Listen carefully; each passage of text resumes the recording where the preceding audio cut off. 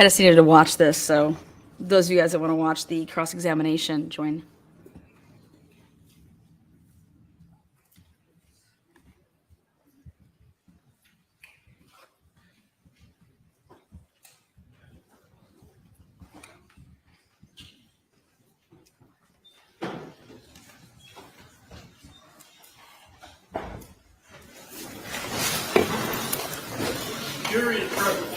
Thank you. Good morning.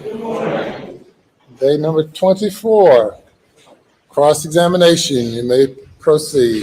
May it please the court.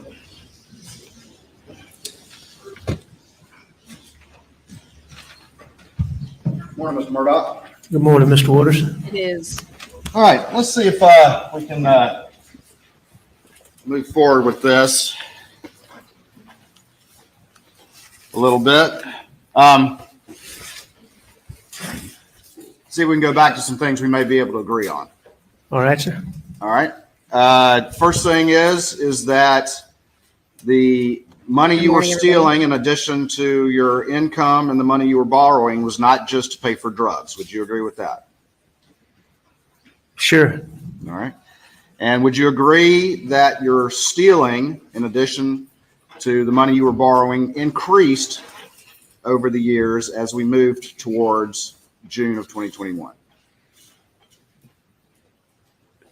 Repeat that, please, sir. Sure. Would you agree that your stealing increased over the years as we move towards June of 2021? Yes, sir. All right. And would you admit that your stealing increased in particular after the boat wreck?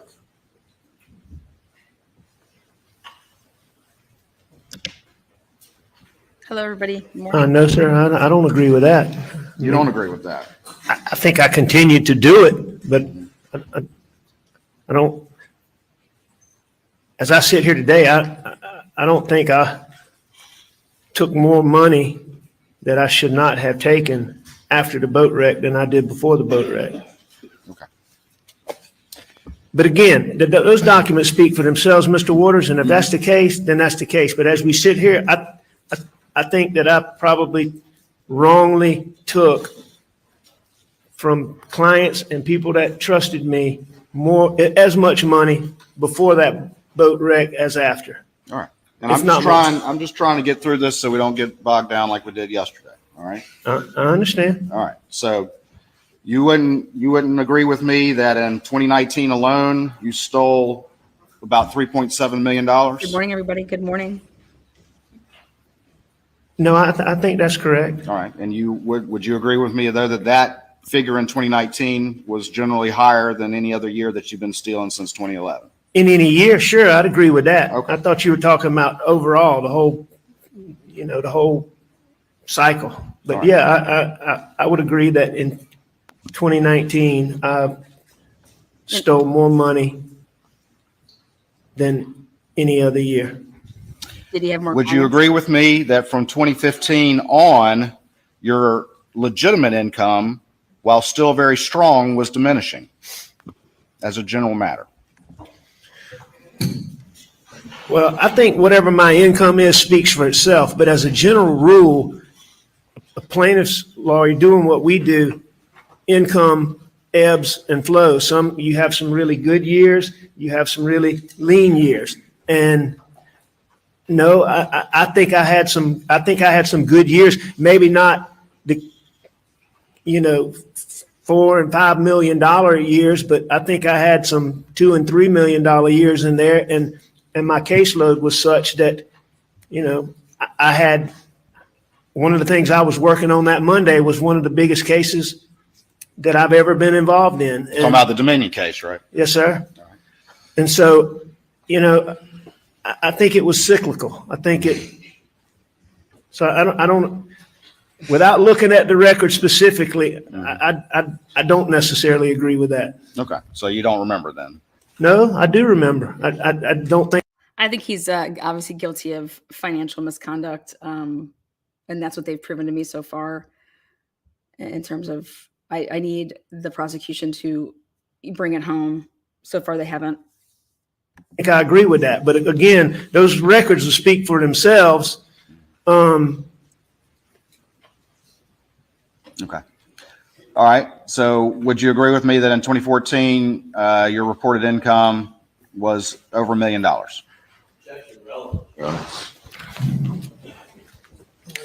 The objection is overruled. Reported income, like tax-wise, or reported?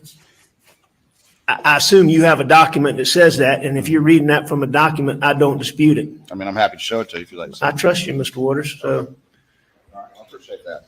All right, 2015, would you agree that your reported income was over $2 million? Again, I don't dispute that. All right. 2016, reported income, $900,000. Okay, 2017, reported income, $218,000.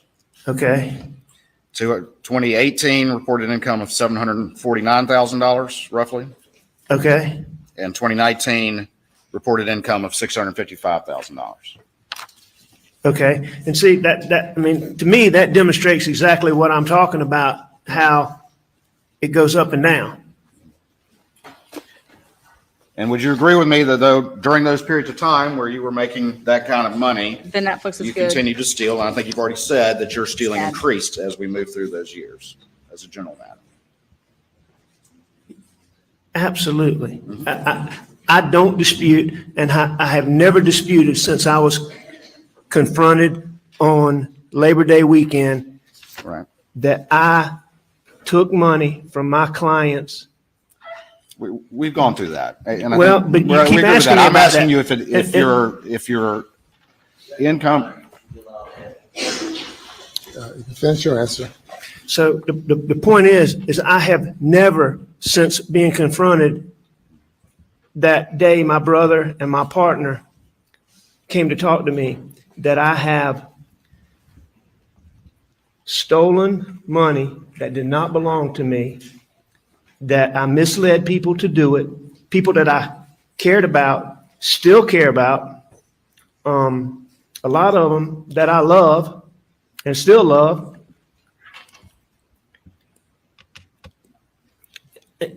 And I misled them to do it, and I was wrong. I have never disputed that from day one.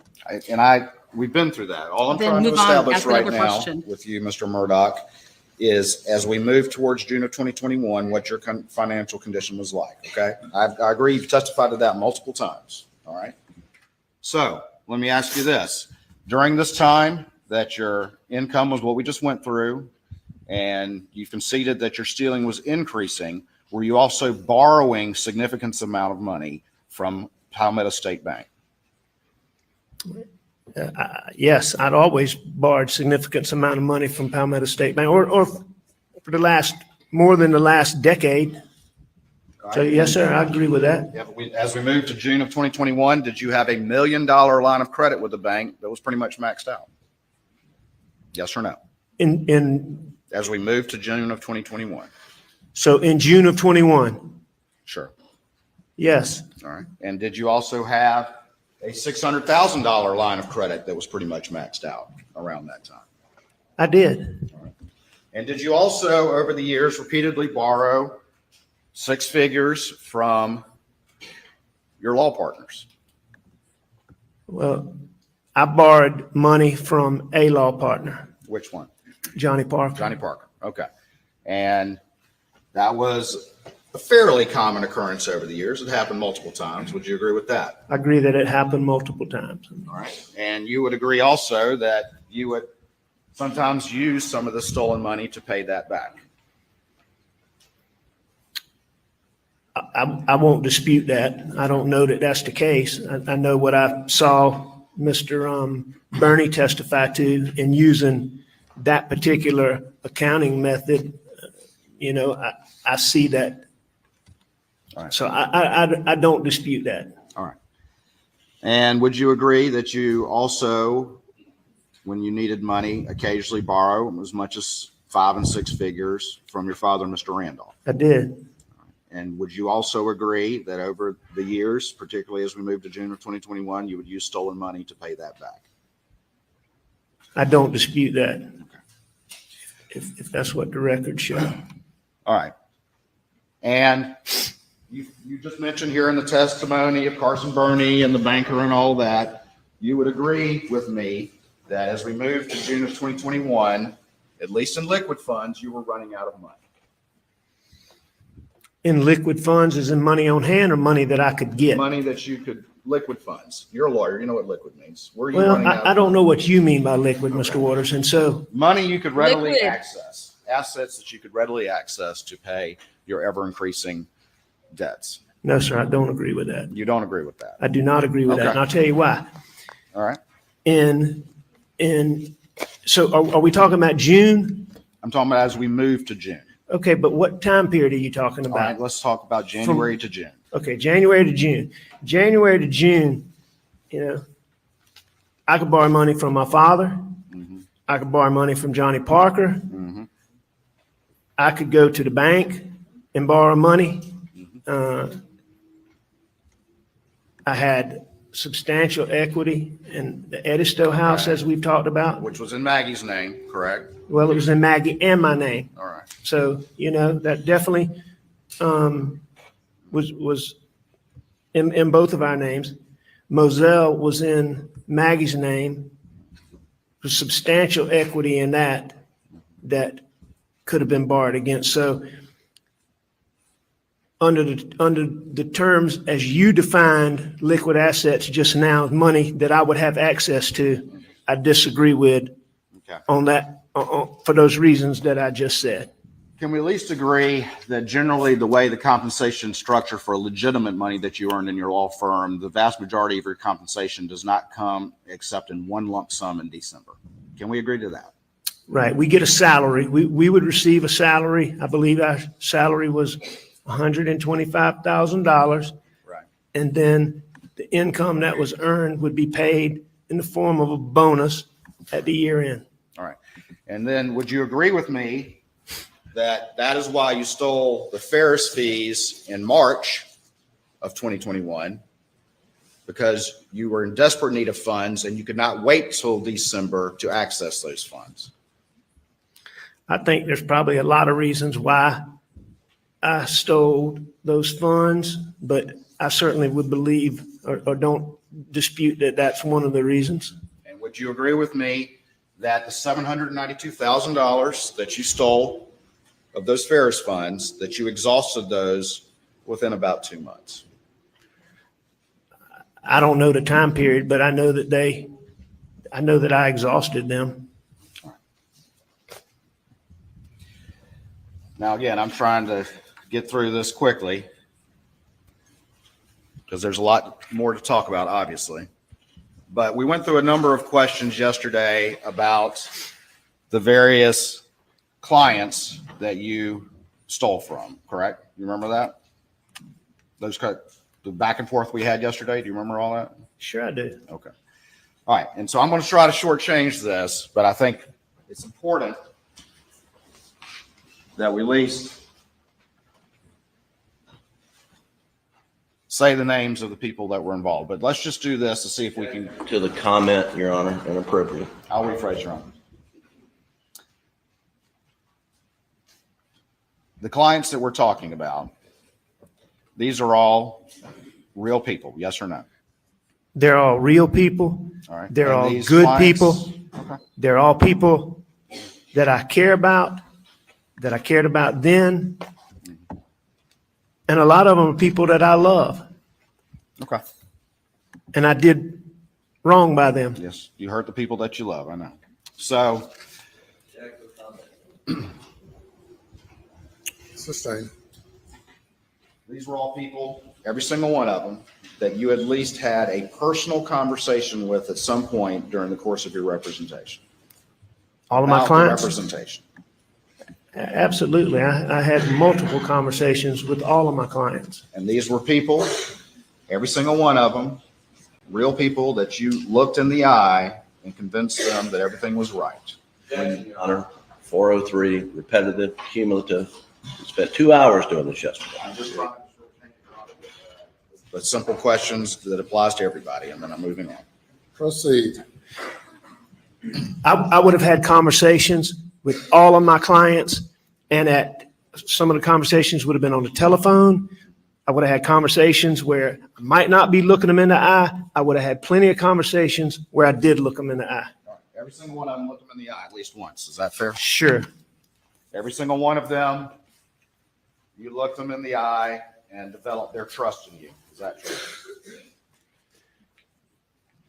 Every client that I had, at some point, I looked them in the eye, and I believe that I had the trust of my clients. Whether that came from me looking them in the eye or not, I can't answer that, but I will agree with you that every single client, I looked them in the eye, and I believe that the people that I stole money from for all those years trusted me. And I'm going to show you what's been previously admitted as states 329, I believe it is, and 314. My issue has always been that if he kills his family, it doesn't take anything away. He still is going to be in trouble for all of this other stuff. Like killing them doesn't make anything go away for him. So that's the big issue for me is he stole for his family. He did everything for his family so they had X, Y, Z. Now you're going to kill them, but not all of them.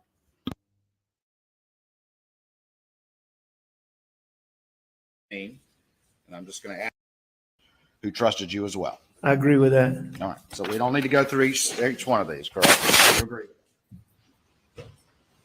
Mr. Waters, like I've told you, I'll go through whatever you want to go through, but each one of those clients is just what we've already talked about. Good people, fine people, upstanding people. They trusted me. Every single one of them I did, and I do still care about. And many of them I love and consider them close friends. Like Barrett Boulware?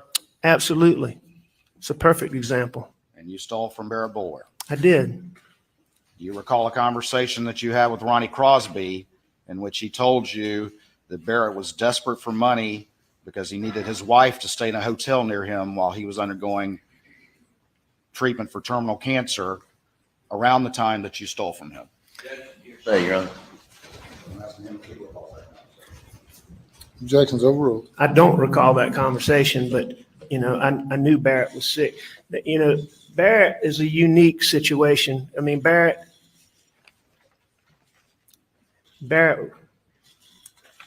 is and was dear to me as a friend. But, I mean, Barrett and I had a long history, you know. I guess really, and I lied probably more by omission, lies by omission in stealing that money. But that's a perfect example. You keep asking about me having these conversations and looking people in the eye. I mean, that's a perfect example. I mean, when I stole that money, he was nowhere around. It was more based on lies by omission. And Barrett and I had such a history. These real estate deals that you're asking me about, Barrett was one of my good friends, and we had been in these real estate deals together. Barrett was just an interesting person. He was a shrimper. He was born and raised in Allendale County, and he moved down to the coast. And Mr. Murdaugh. as shrimping, Mr. Murdaugh, I don't know that we need Barrett's entire life story. no, but it's important Let to me just understand ask this you based on this. the question you asked. I don't think his entire life story is responsible, Your Honor.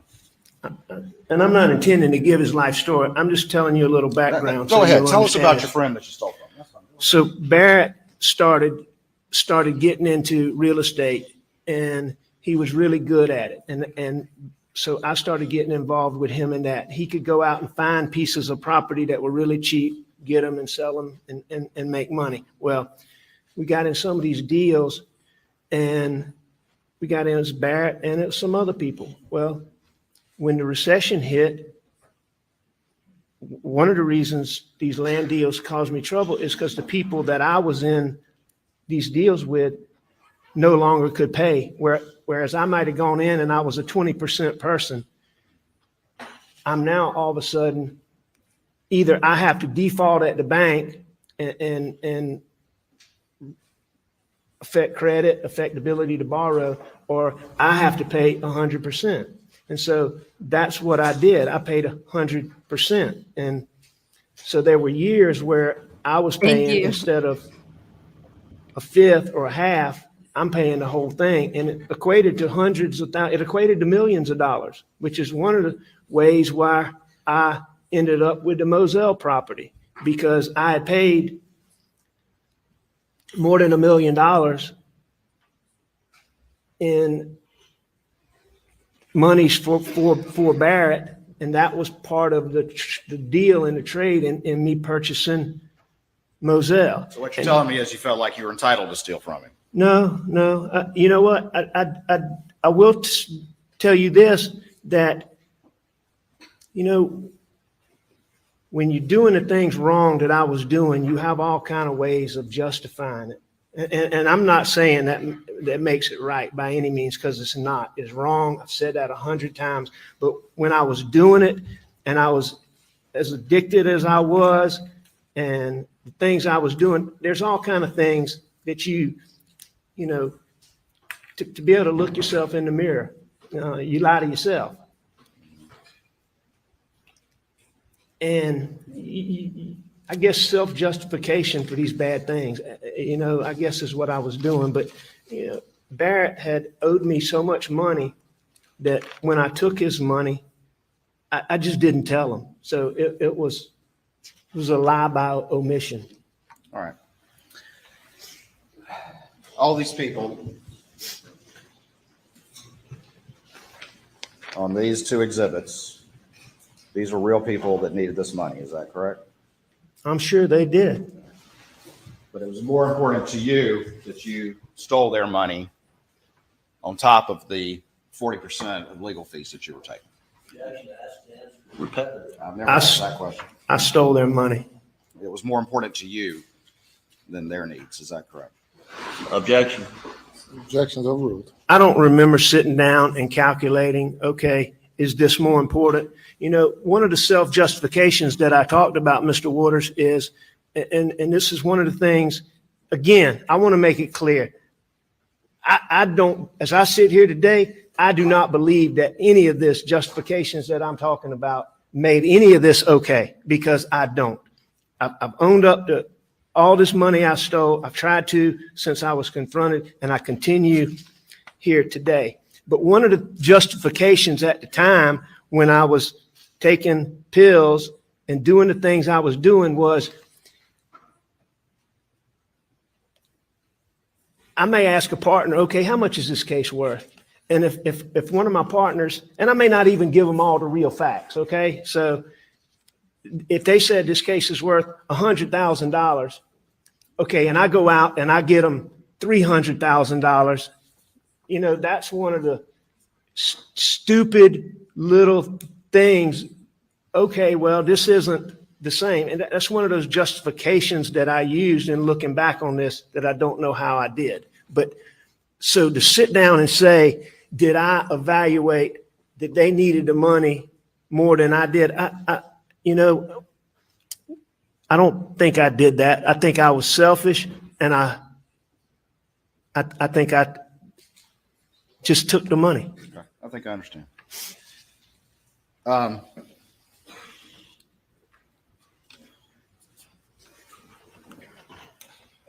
asked you a series of questions yesterday about at least relating one conversation you had with one of these clients. And I'm just going to ask you this one. Do you remember looking Tony Satterfield in the eye and lying to him? I remember lying to Tony Satterfield, and I remember looking him in the eye on many occasions. And lying to him? Yeah. Okay. Lying to his family? I lied to his family. I don't know if I did it in person, but I know I had phone conversations with him where I lied to him. Let's talk a little bit about the pills, if we can. Okay. And you've already testified, as have other people, that you were still able to function as a lawyer over the years despite the pills that you were using. Is that correct? Yes, sir. And you were able, of course, during this period of time to engage in these relatively complicated thefts that increased over the years that we've just talked about, despite the pill usage. Is that correct? I was. I was. All right.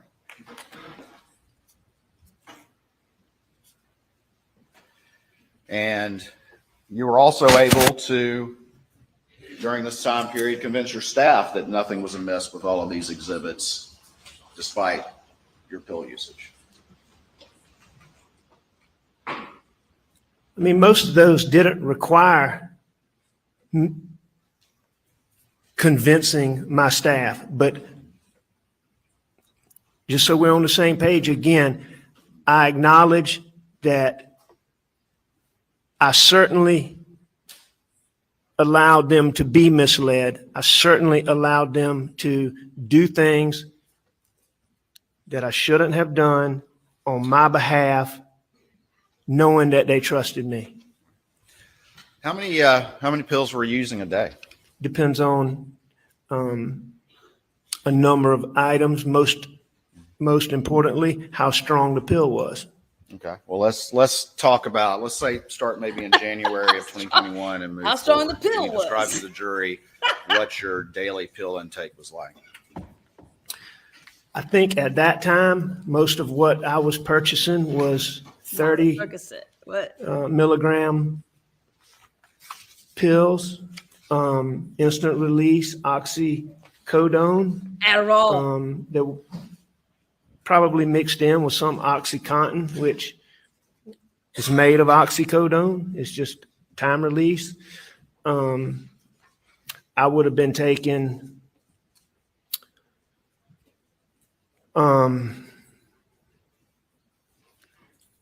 Finding what out though? anywhere from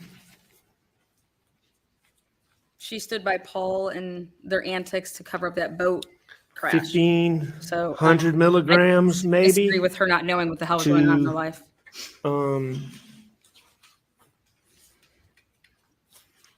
Maybe a thousand or maybe 1,000 milligrams or 1,200 milligrams on a day I didn't take as much or didn't have as much, up to, I mean, there are days, many days, a lot of days, most days were more than that, and many days would Dirty be 30s. Everybody you know, loves their 30 20 milligrams. more than 2,000 milligrams a day. And how many pills is that? It depends on the strength. Well, let's say it's the Of the 30s pill. that you just mentioned. If I took 30, if I had 30 milligram pills, you figure 100 pills would be 3,000 milligrams. Damn, I'm learning a bunch of stuff today. 100? 100. So you're taking 60 a day or something like that? I mean, There were days where I took more than that. There were days I took less than that.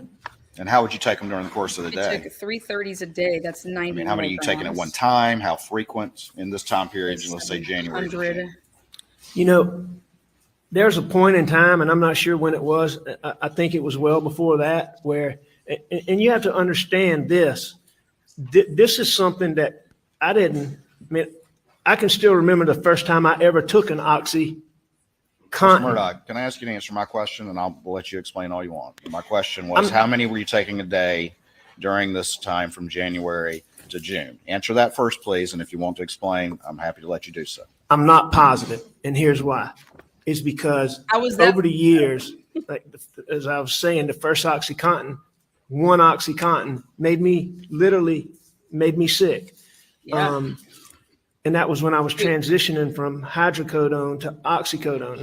And it made me sick because it was a really strong one. And so, one OxyContin pill was like 10 hydrocodone pills. Oh, wow. So, but anyway, as I took more and more, and over the years, it just, you build up a tolerance Yeah, you to do. pain pills. And so what might give me this energy, one of the reasons I became so addicted How is, can he function? some people talk about pain pills and how they make them lethargic and, where they can't do anything. And This they is feel getting laced.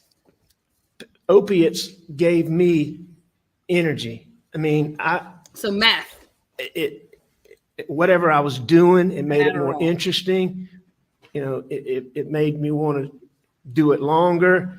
You know, to go on a drive, it made driving, it just, at the beginning, it made everything better.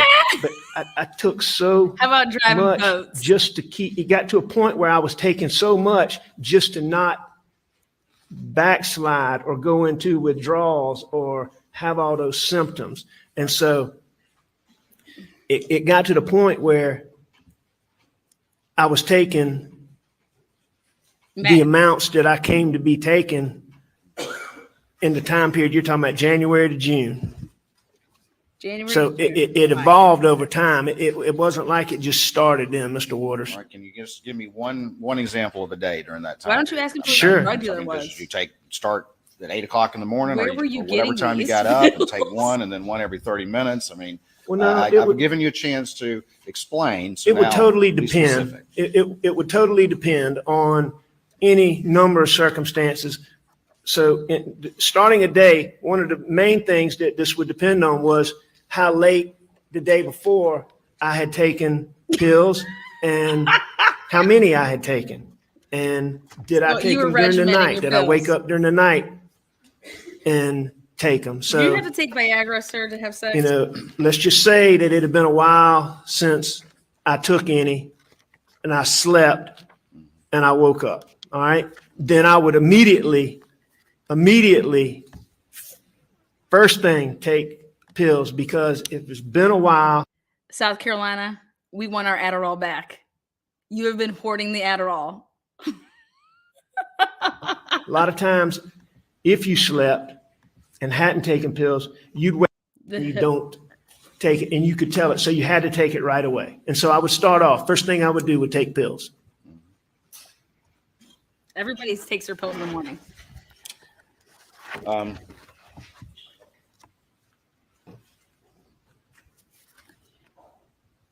And that's how strong the withdrawals are. This for whole time, opiates, man, correct? South Carolina That you cough feel up that the agitation Addy. until you can take another pill.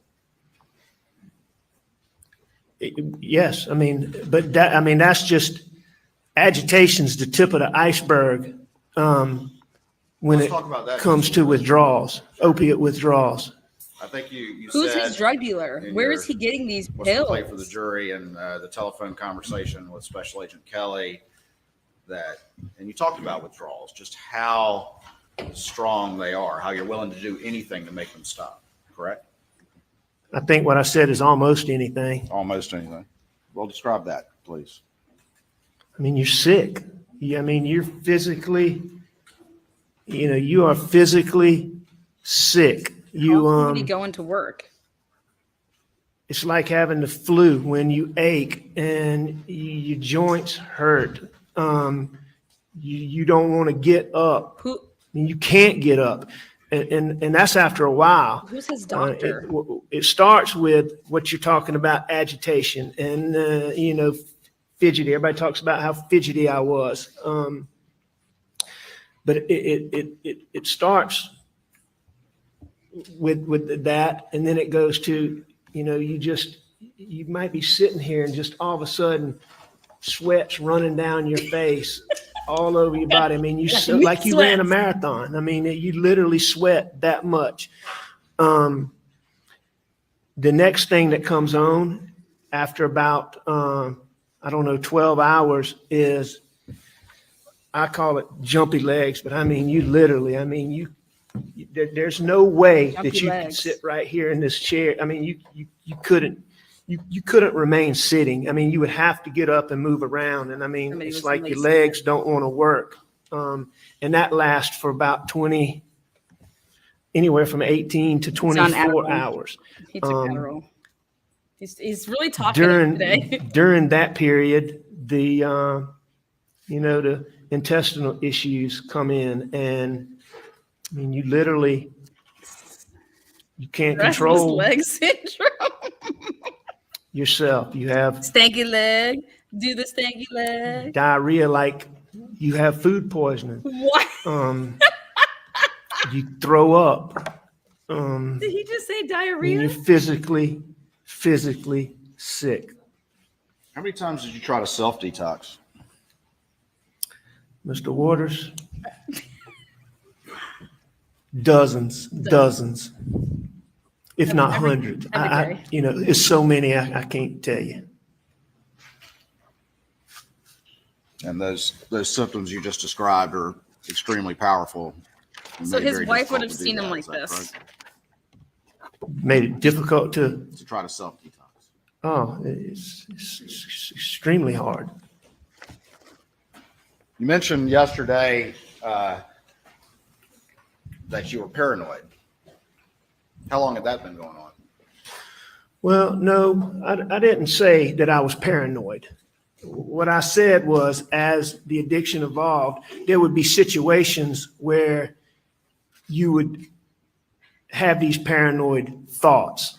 And when did those This first is my start? jury notebook. can't I was tell in the you when jury, they you have a first notebook. started, but- I mean, how long before June of 2021? Oh, a Diarrhea. A long week, a time. month, a Oh, long no, time? no. It was, it was as my addiction got worse. I mean, it was a significant period of time, but, How long when- would you have these paranoid thoughts? I usually a matter of seconds. I mean, Who's his drug dealer? it I still was don't know who his something- drug dealer is. again, my whole life, you wouldn't see me where I didn't have pills on me. And that's where I kept them. I kept them on me because I was scared to put them somewhere for fear somebody would find them. So I kept them on me. So if you saw me, I had pills on me. I had a pocket full of pills on June the 8th, on June the 8th, when I was sitting in David Owen's patrol car. So I always had them on me, and I might be going to Edisto, and I turn on Hampton Street right out here, and a police car pulls out.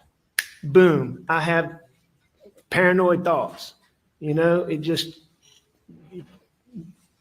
but I could always say, you're not doing anything wrong. He's not following you. And I could get past it in a matter of seconds. Did anybody in your family ever see you having these severe withdrawals? Absolutely. And who did? Mags, Paw, Bus, my dad, Randy, John Marvin.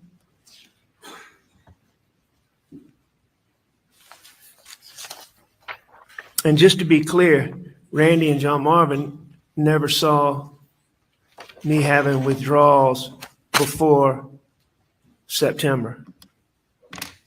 They So saw who- me. And I thank you for clarifying that. Prior to June of 2021, who in your family saw you having these severe withdrawals? Bus, Paw, Maggie, my dad.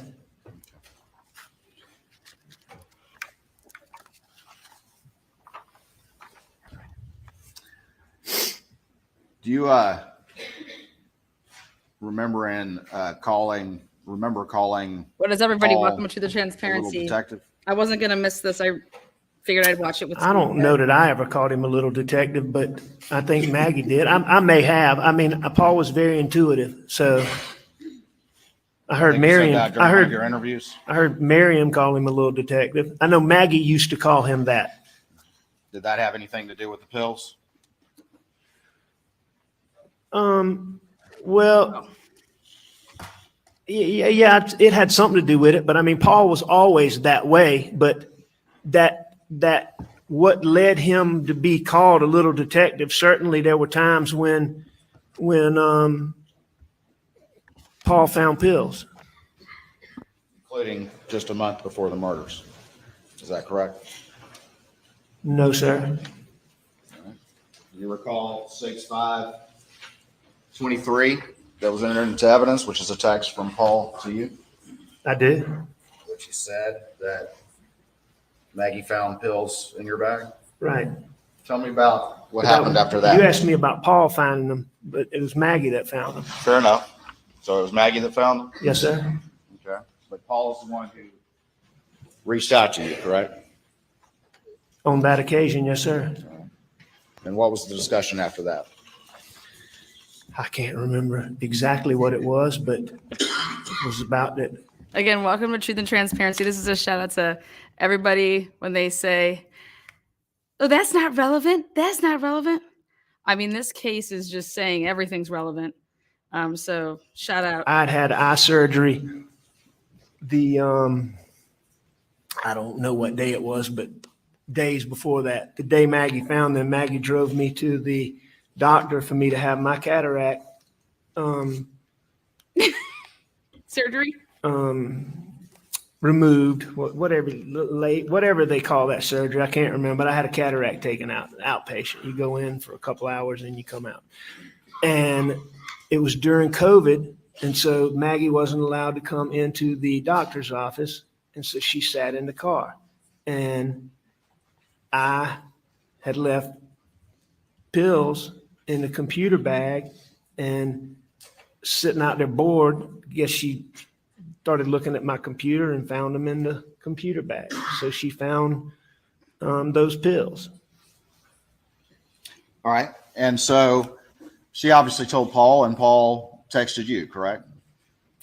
About finding those pills That's correct. in May of 2021. That's correct. And you've heard your sister-in-law, Marion, testify that Maggie called him the little detective about the pills. You heard that testimony in this courtroom? I did hear that. All right. So did they start to watch you like a hawk and get on you about your pill usage during the month of May?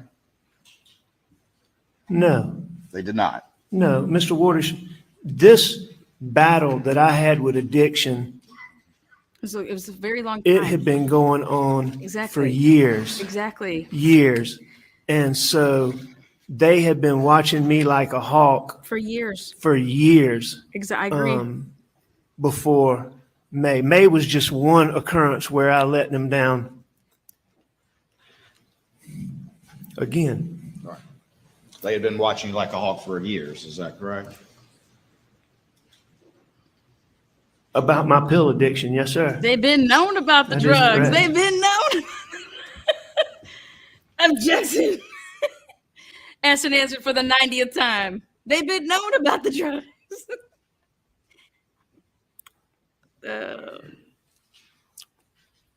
They lived a reckless life. This time in May, that wasn't the only time that Paul found pills or Maggie found pills. Is that correct? Now, there Where were a did number you of get all times the where drugs from? The Mags prosecution's found not outing the pills, source. Paul found pills, Bus found pills. I mean, it was an ongoing, it was just an ongoing battle for me. And after they found those pills in May, that being Maggie and Paul, were they trying to get you to self-detox? No, sir, not at that point in time. They just let it go? No, they didn't let it go. But at that point in time, Paul and I had already had a discussion based on, Paul equals Paul, right? I can't remember exactly when it was, but there'd been a previous occasion a good while back where Bless his functioning ass right now, man. How does anyone function like this? there'd been a previous occasion where either Maggie or Paul had found pills, and Paul had come to me and asked me, and I told him, you know, I was back on the pills.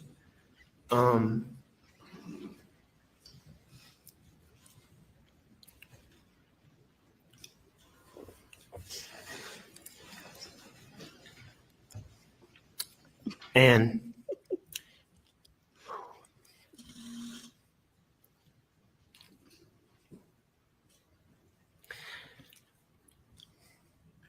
When was this occasion? we had a long talk. As I said, I don't remember exactly when it was before that. Paul and I had had a long talk. I mean, she bought And them the AKs. We'd agreed. Maggie bought I'd them the agreed. AKs. What type I of like, think about what type of detoxed mom so you many are. times. Like you I've down been to ass detox. B, man. I That's my girl. detoxed at home with Maggie's help. I've detoxed at home with doctor's Yeah, help. because Detoxed addiction on is my a own, tried to. embarrassing thing. And it just detoxing just didn't work. You could detox, but you couldn't, no, not Yeah, you. Christmas I couldn't. presents. I couldn't stay off of them. She bought him pills for Christmas. And so I'm kidding.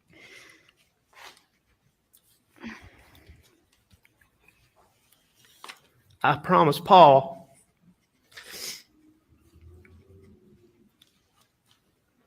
that as soon as we finished with his criminal case, that I would go to rehab. And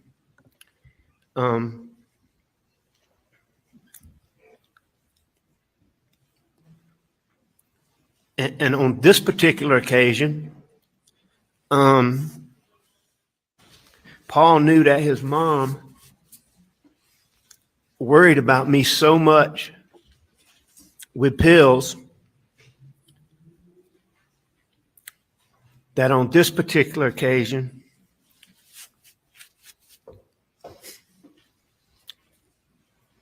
I think that Paw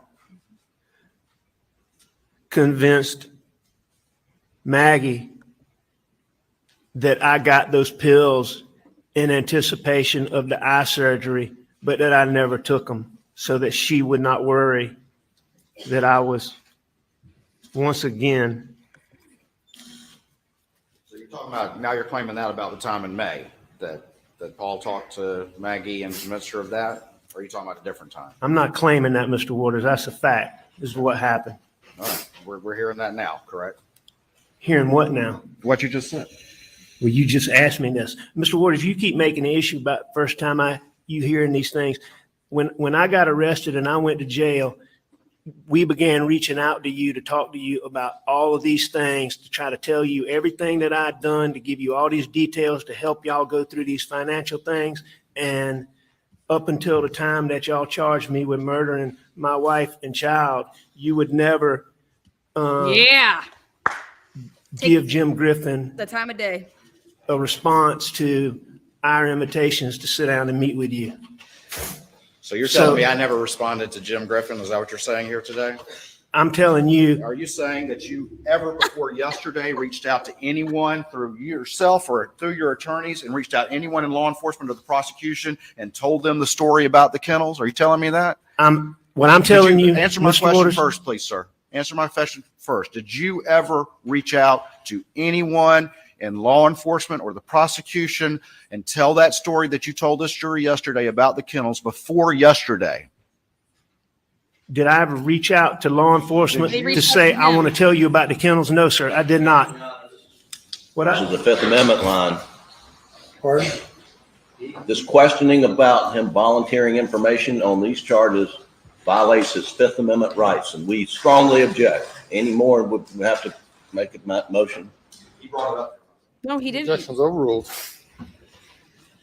What I did was, He already said he So, lied Answer my about it. question first, You know, sir. for the record, he did not bring it. He was talking about financial Sit down, stuff. Mr.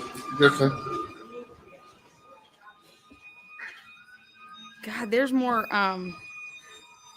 sirens going by this courtroom than anything I've ever heard Yes or no of. question. Before yesterday, He already answered did it. you ever bring up what you told this jury about that kennels to anybody in the prosecution or anybody in law enforcement? no, I didn't have the opportunity to, Mr. Waters, because you would not respond to my invitations to reach out and tell you about all the things that I'd done wrong. And to talk about bringing this to a head, to talk about bringing this to closure. I understand how many people I hurt. I understand how angry my partners are and how hurt they are. And I understand how hurt these people that I stole money from are. I understand how hurt they are. And one of the things that I believe is getting past this may help them get some closure. And so since at least January, I've been trying to sit down with y'all to talk to y'all Okay. and never, ever got a response to the multiple requests. Multiple requests. Yes, sir, multiple requests. I would ask about this. Mr. Murdaugh. Let's, every let's few ask weeks. this, sir. Sir? Did Mark Ball ever hear your story to the jury about the kennels until yesterday? Your buddy and law partner, Mark Ball? Listen, I haven't spoken to Mark Ball since I went to rehab. And these were the same law partners that you were listening to the night of. Is that what you testified to this jury earlier? You testified to that earlier, did you not? I don't understand your question. Did you testify earlier that you were listening to your law partners on the night of the incident? Was I listening to them? Yeah, you testified to that. It's a simple question, sir. I'm sure I was. When are you talking about? On Exactly. June 8th in the early morning hours, you testified to this jury that you were listening to them, but you never told them the kennel story either. And they heard it for the first time yesterday as well. Isn't that correct? Yes, that's the first time they heard it. First time that Ronnie Crosby ever heard that would have been yesterday. If he was listening, that would have been the first time he heard First it. time Johnny Parker ever heard that was yesterday. Yes. First time Danny Henderson, who was representing you in the boat case, ever heard that was yesterday. Yes, yesterday is the first time that I have said that openly. But that's not what you were asking me, Mr. Waters, but you go ahead. First time your brother Randy Exactly. heard that was yesterday. They're both He was listening. twisties.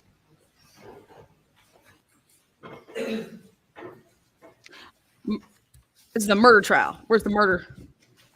Murder was the case that they gave me. In case you guys are wondering, this is a murder trial. And Mr. Waters, just to be clear, I was begging for a meeting with y'all to try to bring this to a close, to talk to y'all about everything up until the time that y'all charged me with hurting Maggie and Paul. Now, after that point in time, I stopped, obviously. You're claiming that you were begging for a meeting and but you admit information was never conveyed that you wanted to change your story after multiple interviews with law enforcement about what happened that night, including the most important fact of all, which is when the last time you supposedly saw your wife and son alive was. I don't know exactly what was conveyed or not because I wasn't part of it. All I know Fair is enough. what You don't I know. was trying to do was to sit down. I understood to bring all this to a close Hey there, that Drum. y'all would want me to sit down and go Latina. through all of these financial things, all of these things that I'd done wrong.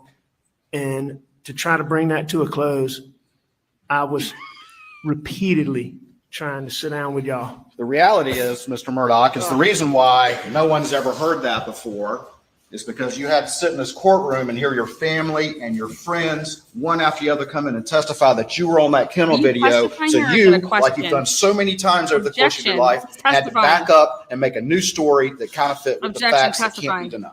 Isn't that true, sir? Oh, there it No, is. sir, that's not true. That's conjecture. You've done that over and over again over the years with all of this that we've been talking about, haven't you? I've done what over and over again? The second that you're confronted with facts that you can't deny, you immediately come up with a new lie. Isn't that correct? What's a new lie? He said, yes, he was there. Mr. Waters, That's have we established, I have lied many times, but I can't sit here and tell you that, what are you talking about, facts that I can't deny? That I would disagree with that proposition that you're putting out, that was what I did all the time. But in doing that, I admit again that I Okay, I have to say, this is the guy from Jaws. He is the prosecution. Okay. I have to say it. There it is. lied to people that Yesterday, after all these weeks of testimony, can we agree on that? law enforcement, my partners, and my friends heard me say that for the first time. Yes, I agree with that.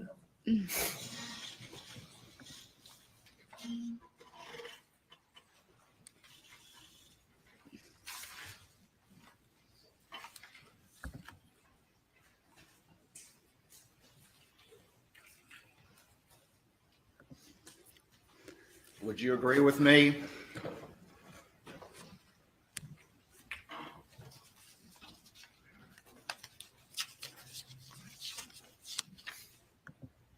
We are going to need a bigger boat.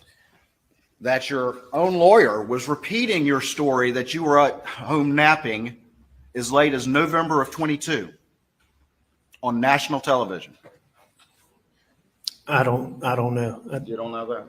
No, in jail, we don't get newspapers, and the TV we have is limited, so. So your own lawyers, at least as late as November 22, didn't know the story that you've told to this jury after 5 weeks of your family and friends coming in and saying, yeah, that's him on that video. I don't know. Objection, Your Honor, violates attorney-client privilege communication. Totally improper.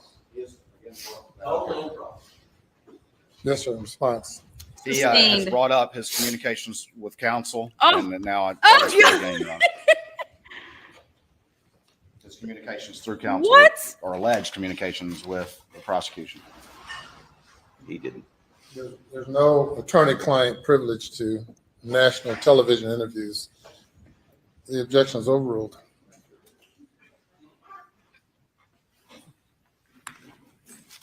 He answered it. He said he doesn't know. He was in jail.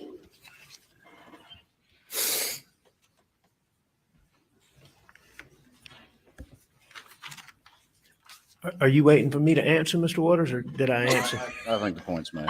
All right. You said you were unaware of that national television interview. Is that what you said? I thought he answered that. He's in jail. You were Unaware of what national television interview? The one where your lawyer repeated that story as late as November of 2022. Your story that you were actually home asleep at the house. The During only, the talk out. the only national TV ad that I'm aware of is, not ad, program is one that Mr. Griffin was involved in, was are you referring to like a Dateline something? I'm talking about HBO. Okay, HBO. HBO. All right, like, so yeah, I am Netflix. aware of that. And what I believe the case to be is that I believe that when that was in its works, that Mr. Griffin made those statements sometime substantially before November of 22, as early as around the very beginning of 2021. Well, let's talk. At least what I understand to be the case. All right, let's talk some more about your testimony from yesterday. And you're telling this jury, even on something as clear as a skin on video, that your story doesn't change when you have to make them fit the facts that no longer can be denied. Is that what you're telling this jury? I don't understand that question. Say that again. I said, you're telling this jury that you don't change your story to make the facts fit evidence you can no longer deny, like what's been going on in this courtroom. I'm not telling the jury anything about that. All right, good. All right, let's move on. Let's talk some more about that issue. Let's talk about the confrontation on June the 7th with Jeannie Seconder, which you said was no big deal. Isn't that what you testified? Words to that effect? I think what I testified to is that, to me, it certainly didn't seem like a confrontation. Jeannie came to me and was almost apologetic. And this is what I believe, Mr. Waters, is I believe that what Jeannie Seconder and my partners have had to go through since September has been hard. I know I could see it. I could see the hurt that I caused them. And I know that they're betrayed, and I know that they're angry, and I know that they're hurt.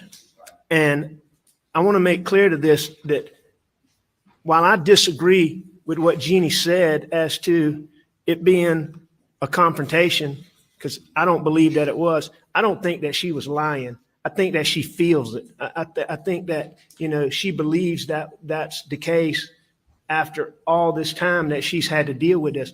But on June the 7th, when she came to me, she was almost apologetic. You heard her say that she said that she wouldn't be doing her job if she didn't do this. And it was made clear to me that someone had said this, that I had to make sure that income came through the firm, that I couldn't structure money.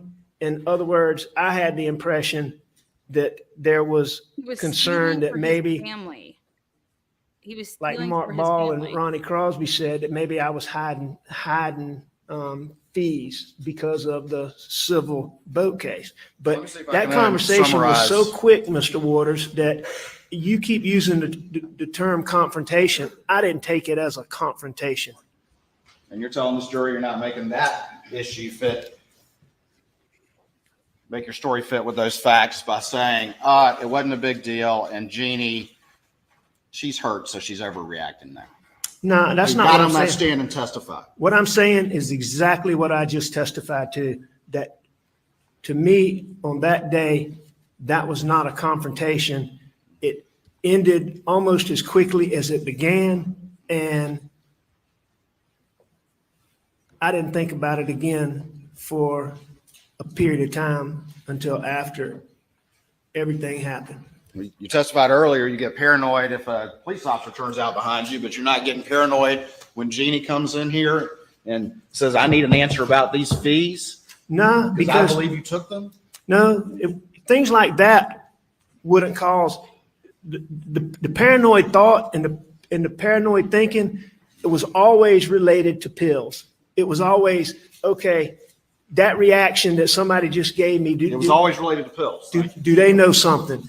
Did something somebody said? It was, I mean, the times that's what, when I had to deal with paranoid thinking, that, you know, if a judge confronted me in the courtroom about a piece of evidence, or if Jeannie asked me about that, those are not things that gave me paranoid thinking. Okay. And you testified the same thing about the boat hearing on June 10th. Not worried about it. No big deal. Correct? No, I didn't say that it was no big deal, but I said that my main concern about those motions coming up on June the 10th dealt more with the venue motion than they did with the motion to compel, I believe is what I Are said. you telling this jury that you didn't testify yesterday, that you weren't concerned about it? I wasn't overly concerned about it. Okay. And I'm sure I had some level of concern because the venue motion was a big issue in the case. Well, were you concerned enough about it to bow up with Mark Tinsley at the trial lawyers conference and say, what are you doing, Bo? No, absolutely, unequivocally, never happened.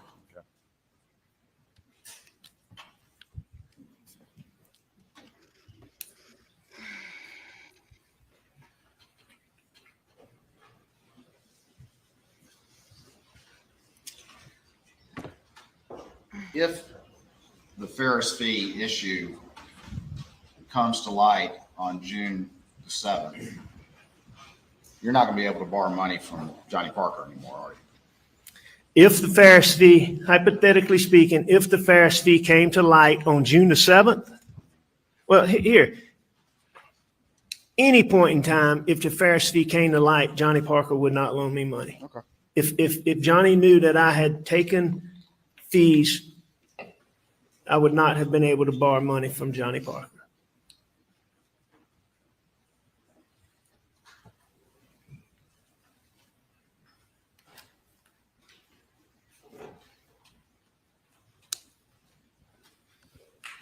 You testified earlier about going to the Gamecock baseball game on the weekend prior to Monday, June the 7th, 2021, correct? Correct. Hold on for me real quick. Sir?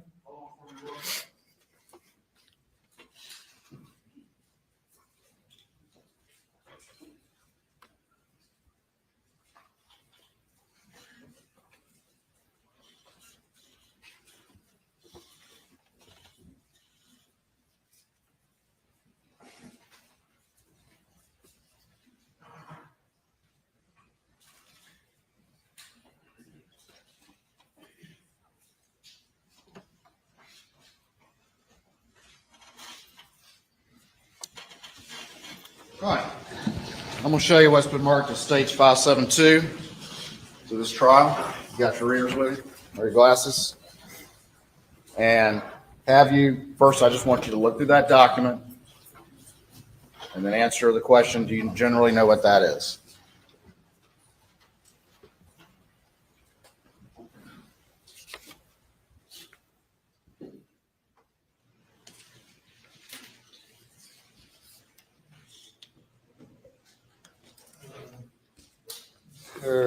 Waters. Someone wants something, so if you'll stand for a moment, everybody stand for a moment.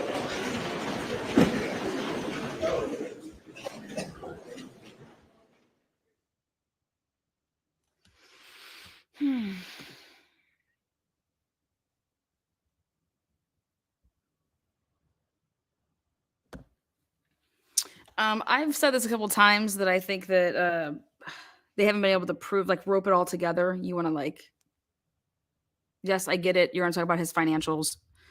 But I want them to rope this all together. So you have the guy on the stand. Here you go. Here's the prosecution's dream day. And I think that there is a chance. And I said, I believe that there's a decent chance that he witnessed his family being murdered in the ultimate setup, because that town did not believe that this family was going to pay for anything ever. But I don't see somebody that's so adamant of clearing his son's name. You know, everything's for his family, his family. That, I mean, the testimony of, you're looking at like a 5'4" person that would have used that, the one shotgun. May we come to order? So.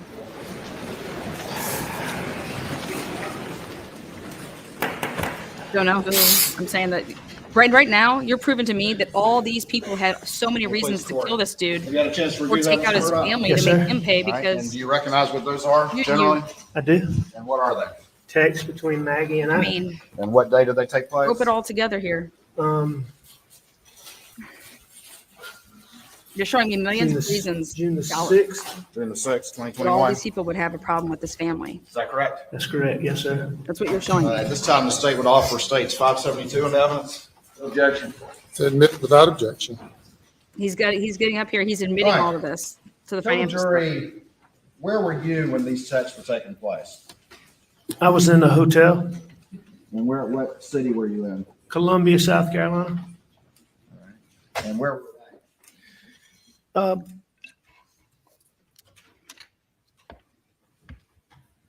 not exactly sure where they were when they first started, but they would have been somewhere between a hotel, a restaurant, and the ball field. All right. But when you send this text on You get rid June of evil 6th with at love. 11:41, you say y'all in seat already, correct? Yes, that's what I did say. All right. And they say, yeah, Maggie says, yes, we like these seats. Is that correct? All right, that's correct. I didn't notice that. So at that point in time, they are in the ballpark. All right. And then you respond, better than last night. They extended checkout to 1. Going to come then. Is that correct? That's what that text says. Yes, All sir. right. So you're back at the room. Is that right? Yes, sir.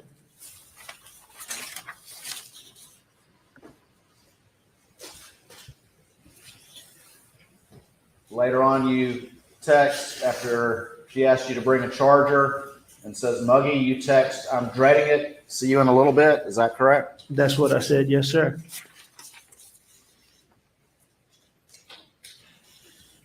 She responds, don't come, but then asks about the charger and says it's hot. Is that correct? Mr. Waters, yes, I assume you were reading it exactly. So, yes, sir. All right.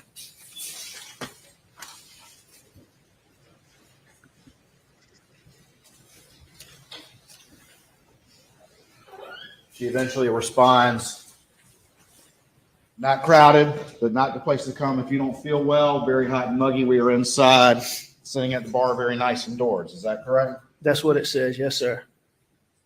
And then you respond, dodgy by accident. They are making me leave, so I'll see y'all in a few. Is that correct? That's correct. And who was making you leave where? It was past checkout time at the hotel.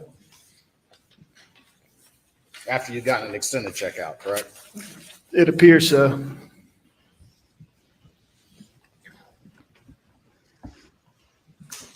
And the reality is that you were in that hotel suffering from withdrawals when that's going on. Is that correct? I was beginning to, yes, sir. And the reality is that your wife and your son were on you at that time period because they had found pills just a few weeks prior. No, sir, that's not correct.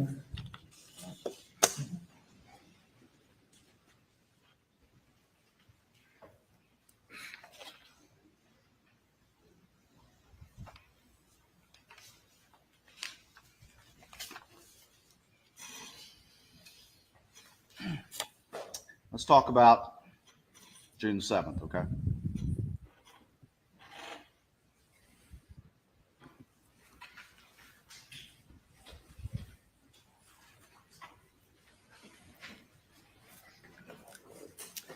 You got up that morning, or what time do you think you got up and left that day? After having the benefit of looking at all these records, I don't know what time I got up and looking at the records. Obviously, I've been up for a while, but it appears I left shortly after noon. Okay. And you went to work? I did, yes, sir. And what were you working on at work?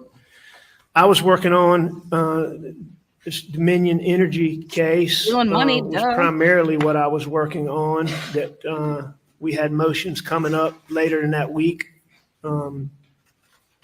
As I said earlier, I believed at the time that it was the biggest case that I'd ever been involved in. And there were motions coming up in that. I was preparing. Danny Henderson, my partner that was helping me with the civil case from the boat wreck, had been on me about getting a financial statement. And I finished doing that so that it could be given to Danny. It's primary, is what I remember doing. Obviously, I talked to Jeannie. But Okay. And what time did you leave? and I'm sure I did some other routine office things, but I can't tell you what they are. All right. What time did you leave? It appears that I left around a little after 6 from the records. Okay. I thought I'd left earlier than that, but I mean, the records seemed to be pretty clear. All right. And you were, in fact, I think you said in many of your interviews that you were working on the boat case that day as well. Your financial declaration. Yes, I prepared the financial declaration. I didn't do any work in this civil case. So my work in that is what I did. I prepared the financial statement, which took me a little bit of time to get the details on that. But I mean, that was the work I did in preparation for the motions coming up. And what time did you get home? And looking at the records, it looks like I got home a little before 7, 6:45, I think, 6:40 something. Then you and Paul rode the property?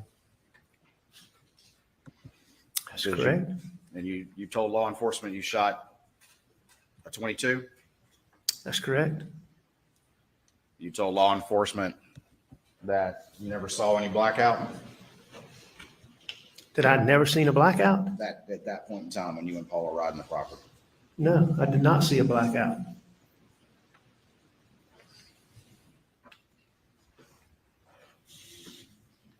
Did you tell law enforcement that you and Paul were going around looking for hogs?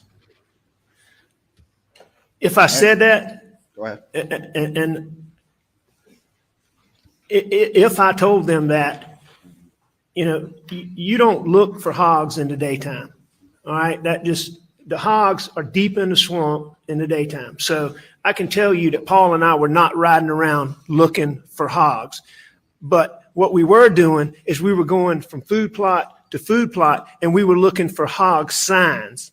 All right. What a hog will do is come out and root, and they tear up food plots. They tear up everything. And so that was one of the things we were doing. But we were not hog hunting. We were not looking for hogs. We did not have the 300 blackout with us. Okay.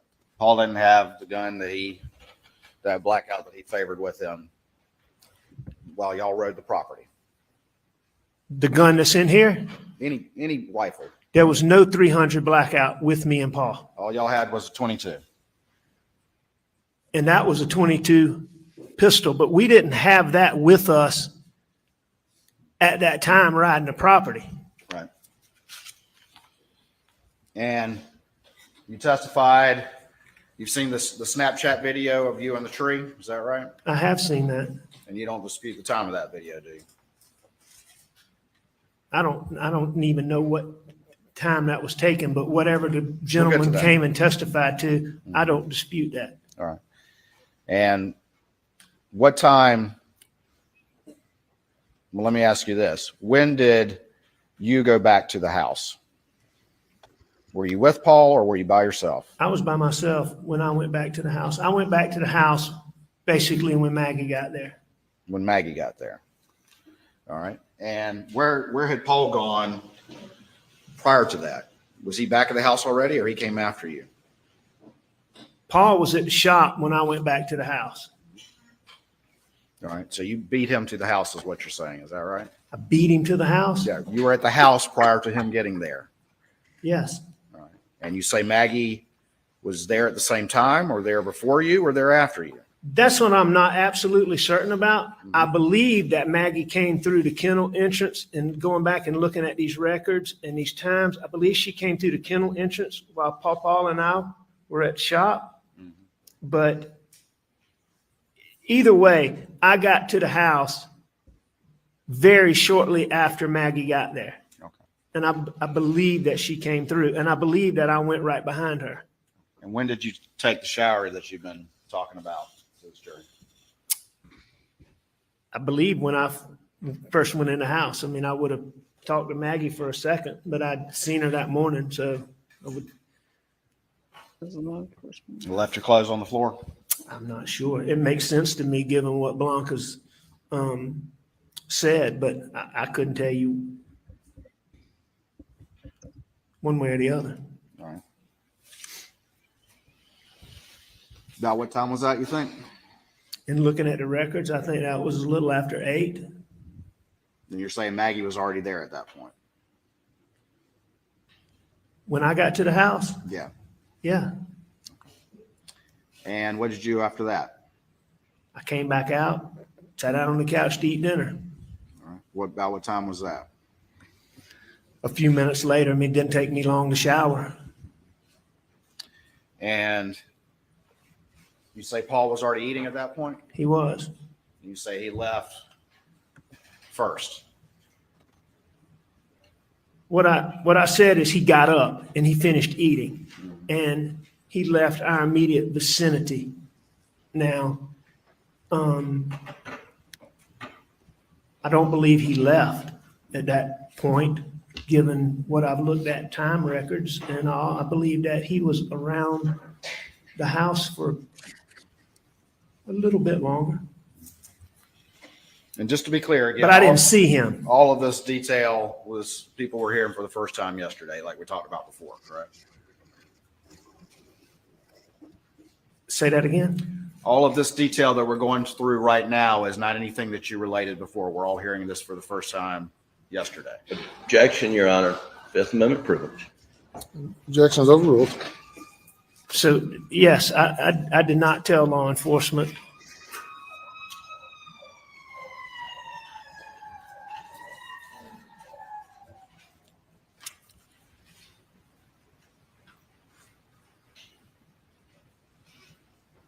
Actually, I don't think law enforcement asked me what I did when we first went to the house, but I clearly lied to law enforcement about what I said yesterday. Okay. And all of this, the last time you supposedly saw your wife and child, all of this detail You as a lawyer and a prosecutor didn't think that was important to offer on your own? Oh, I think it's important. You told this jury how cooperative you've been and how much information you wanted to provide, but you left out the most important parts, didn't you? I left out that. I sure did. You don't consider that one of the most important parts? I think it's important.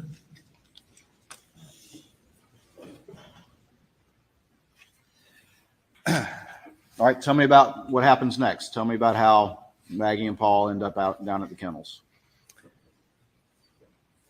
I'm still not absolutely certain exactly how they ended up at the kennel, but in looking at the time frames and looking at the GPS points, I think I pretty well know, because I wasn't sure if Maggie had walked to the kennels or ridden to the kennels, and I wasn't exactly sure how Paw got there, but I'm all but certain that Maggie and Paul went to the kennel together. All right. And what was the discussion? You said that they were going down there, but you didn't want to go. Is that right? Maggie, what I said is Maggie asked me to go to the kennels with her, and I wasn't going to go. I said, I'm not going to go. And how long after she left did you supposedly go down there? It was very quickly. And what did you tell this jury and all these new facts as to the reason you changed your mind? Why'd you change your mind? I just had a shower. When you go to the kennel, you always end up you're at the shop, the dogs are running around, you're always going to end up doing more work. All right? It's hot. I'd already had a shower. I didn't want to go to the kennel. I understand that. So why'd you change your mind? Because Maggie wanted me to. All right. So you thought about it for a few minutes and then decided to go down there? I don't think I sat and contemplated, am I going to go? Am I going to go? I think that, like many things Maggie wanted me to do, if I didn't do it at first, I ended up doing it. And you took the golf cart down to the kennels? That's correct. How long did that take to drive from the house down to the kennels in a golf cart?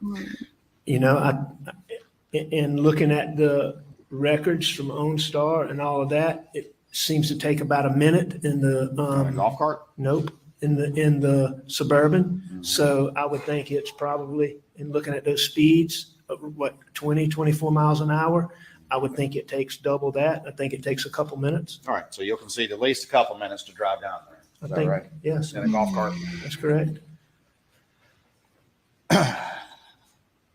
When the kennel video was going on, had you arrived before that? I believe that I had. Okay. How long do you think you had been there before that was going on? Not long. Because when I got there, in looking at the kennel video, you can see Paw standing in the kennel. When I got there, Paw wasn't standing in the kennel. He wasn't in the kennel anymore?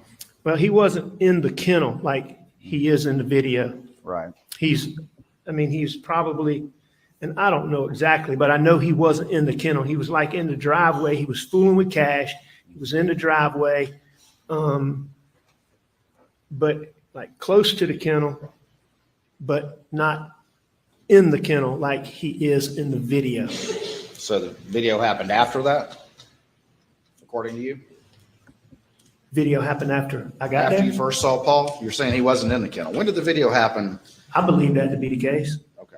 After you had arrived. Is that correct?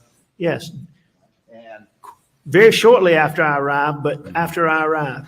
all right. And did you tell Maggie at that time that you were going to go to Alameda? I did not. Did y'all discuss it at all, according to you, to these new facts you're testifying to? I don't believe so. Did you have any conversation with her? Oh, yeah.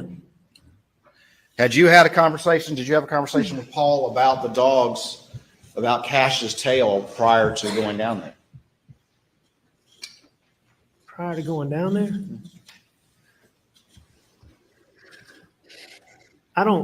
Did I have a conversation with Paul about Yes. Did you cash? talk to him about Cash and some problem with his tail prior to going down there? Did you have any knowledge of that prior to going down there? I'm not sure. As I sit here today, I don't recall that, but I don't think so. When you first arrived in the golf cart, where did you pull up to? I pulled up right where Maggie was. Which is where? She was standing in a spot where she could see in between the chicken coop and the storage room of the kennels, where the dogs were back up in those planted pines behind the kennels to the left of the chicken coop. And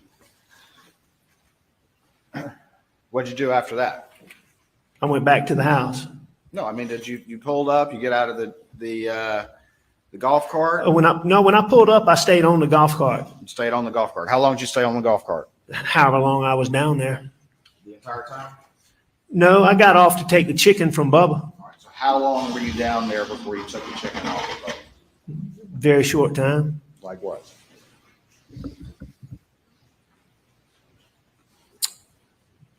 Couple minutes, And what were you doing during the couple of minutes before you got over there to deal with Bubba? talking to Mags. All right. And what did y'all talk about? I don't know. You don't remember? No, sir. I do know that Maggie was very concerned about Paw Paw. And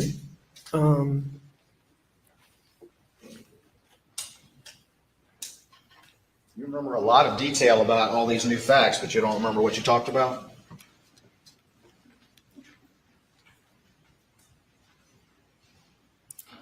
I don't remember the exact details of what we talked about. I believe that at that time, we may have talked about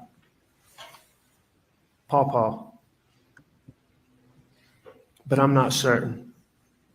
Were you withdrawing at this time? At this time, no, sir. You weren't withdrawing at all. No.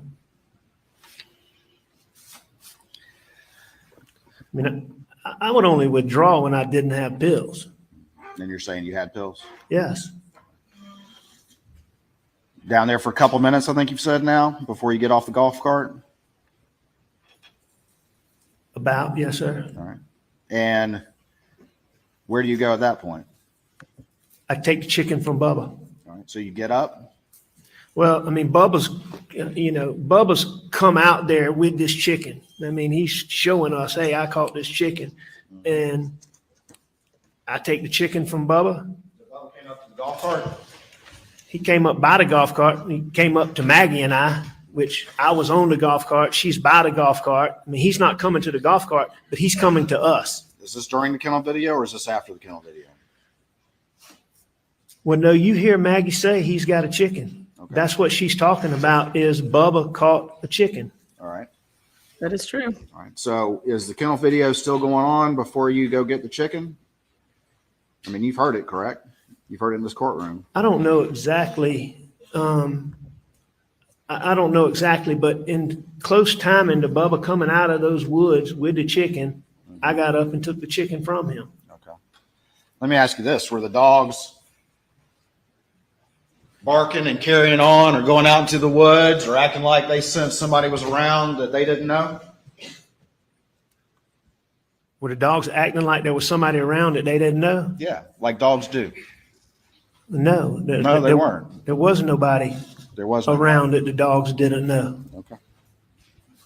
Dogs didn't, to your indication, sense anything out of the ordinary. They were just chasing after the guinea. There was nobody else around All right. Good. for them to sense. You've heard the kennel video. Would you agree with me that it lasts for about 50 seconds? I agree with that. So it would have ended around 8:45 and 45 seconds. Would you agree with that? I do agree with that. Did you have the chicken out of Bubba's mouth at the end of the kennel video, or did it take longer than that? You know, I can't remember exactly when in the video he came up with the chicken, but I would have had the chicken out of his mouth within 10, 15 seconds of Maggie saying he's got a chicken. All right. And so then what did you do? I put the chicken up. All right. How long did that take? Did you get out of the golf cart to do that? I did. All right. And you had to go walk to where it was?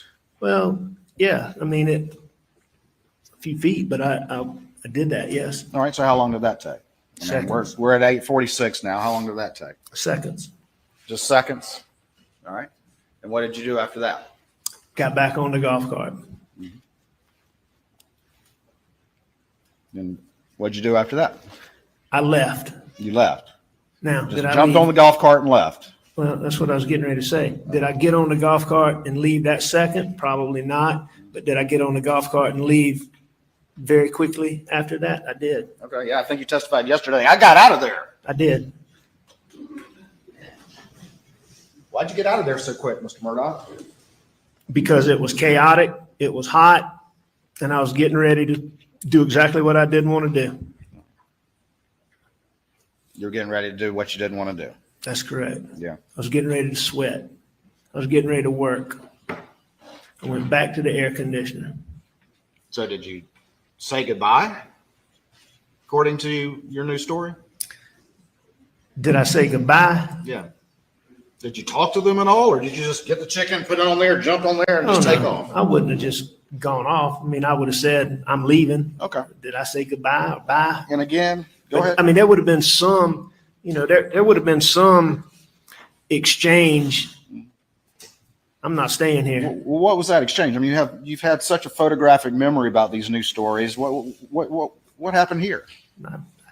It's not, I can't tell you the exact words. You don't remember your conversation after you put that chicken up. Did y'all talk about the chicken? No, I don't think we did. Did you talk with Paul about Cash's tail? After the chicken? Yeah. No, I know I didn't do that. Did you tell Maggie I'm going to go check on him? At that point, no, I don't Did you think tell I did. Maggie, it's hot out here, think I'll go back? I certainly would have said something to that effect. Thank you there.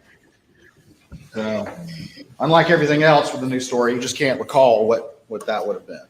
Well, I mean, you're making that categorization. I think there's other things about that I can't remember. But if the question is, can I remember exactly what words I used when I gave Maggie some salutation when I'm leaving, I can't tell you what those were. All right. But it would have been something to the effect of, I'm leaving.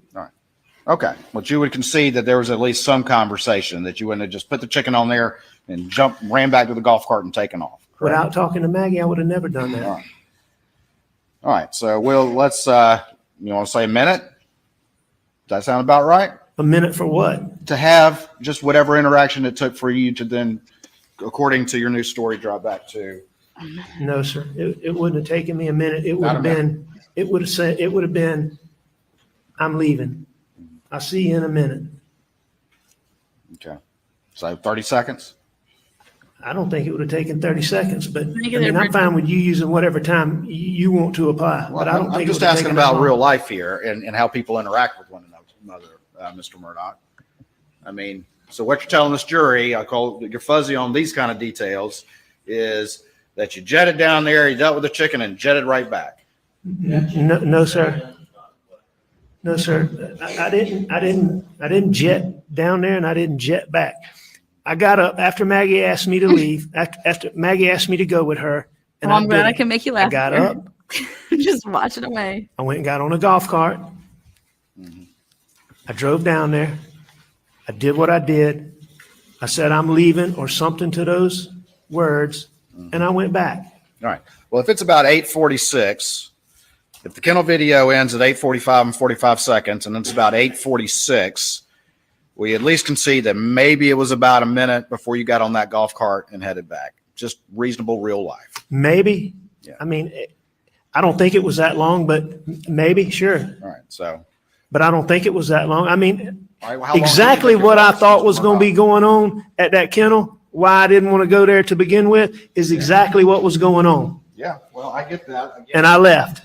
Are these also convenient facts in your new story that have to fit with the timeline now that that evidence has been thrown in your face? No, sir. Does that sound like real life to you, that you jet down there and jet back, Mr. Murdaugh? Mr. Waters, as I just told you, I didn't get on my golf cart and jet down there.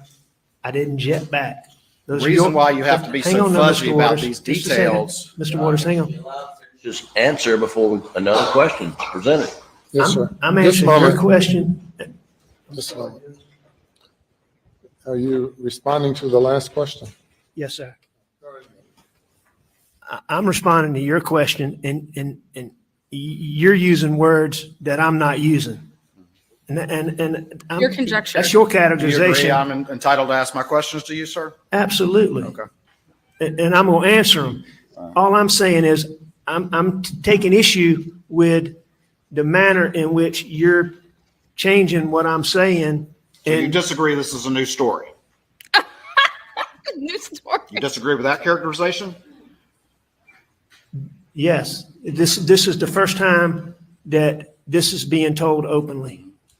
And you disagree to my characterization that you've got a photographic memory about the details that have to fit now that you know these facts, but you're fuzzy on the other stuff that complicates that. You disagree with that? I do disagree with that. I think that I have a good memory about a lot of things on this. How about this? We got the Kimmel video ending at 8:45:45. So just to take care of the chicken, put it up. I was going to say 8:47, but somewhere around there. I think you said somewhere around there. Is that fair? Just to do whatever you need to do and get on that cart before you head back. The kennel video ended at 8:45, In 45 seconds. 8:46. It certainly could have been 8:47 before I left out of there.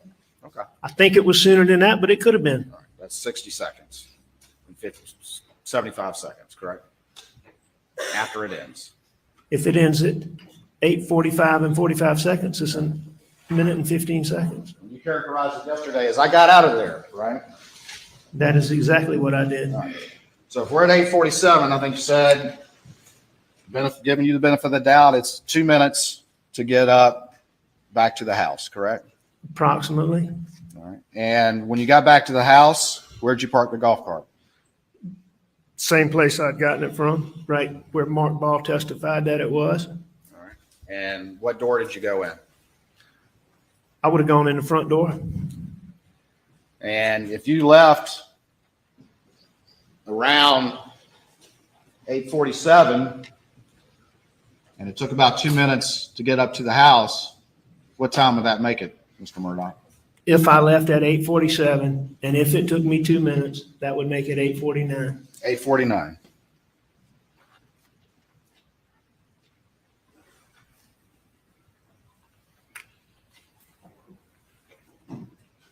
And you testified you went inside and the TV's on, right? I did go inside, and the TV was on. Okay. And you laid down, is that right? I did. All right. Before you said you'd been napping for an hour or so, or napping that entire time, but now you laid down on the couch. That's correct.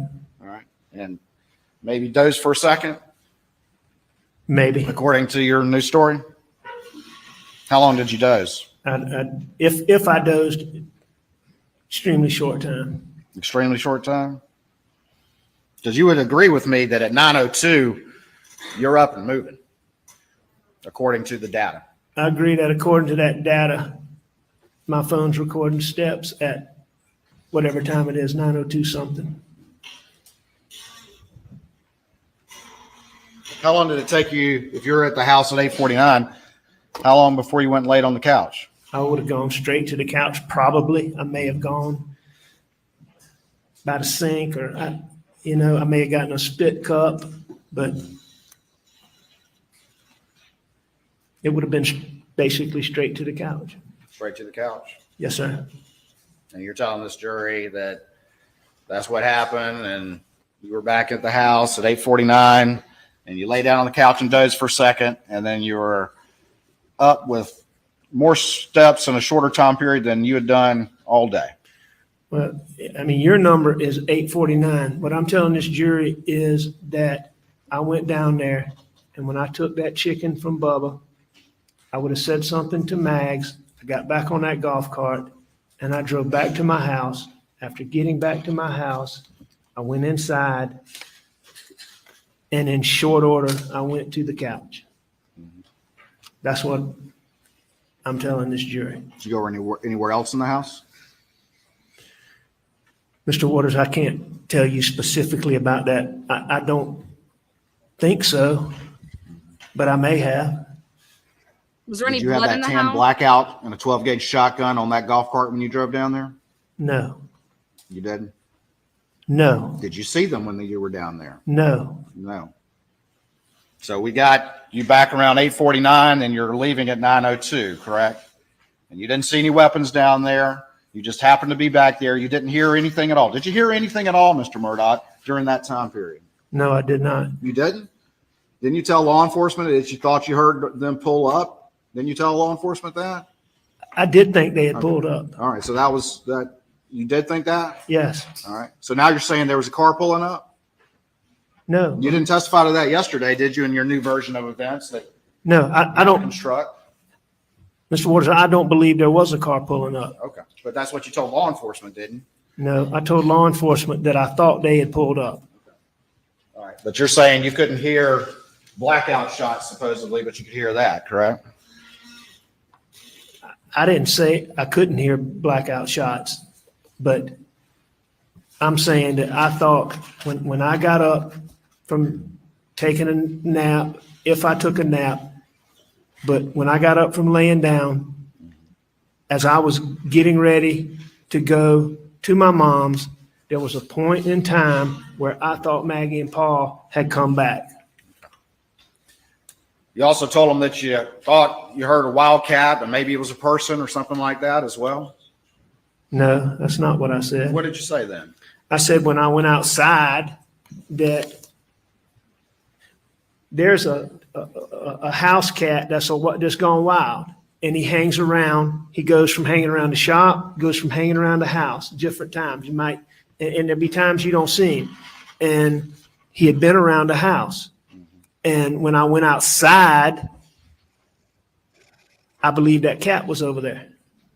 Okay. And you made a point of mentioning I that never- to law enforcement. I never thought it was a person. All right. But you made a point of mentioning that to law enforcement, correct? In the course of discussing it, I did tell them that.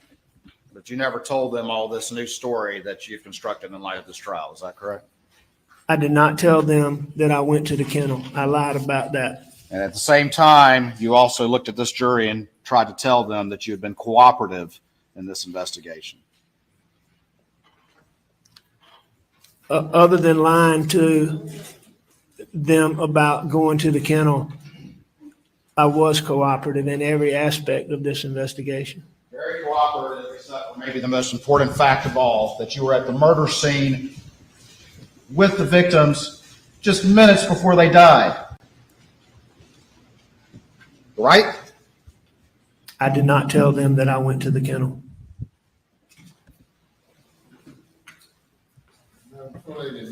We'll take a break at this time for about 15 minutes, talking to the jury. Please go to the jury room. Please not discuss the case.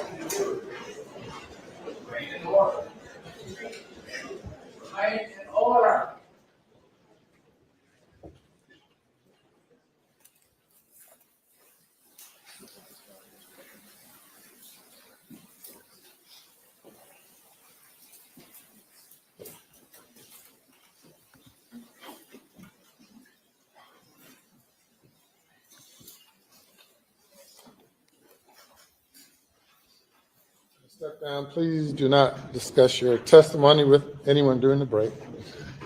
We'll be in recess for 15 minutes.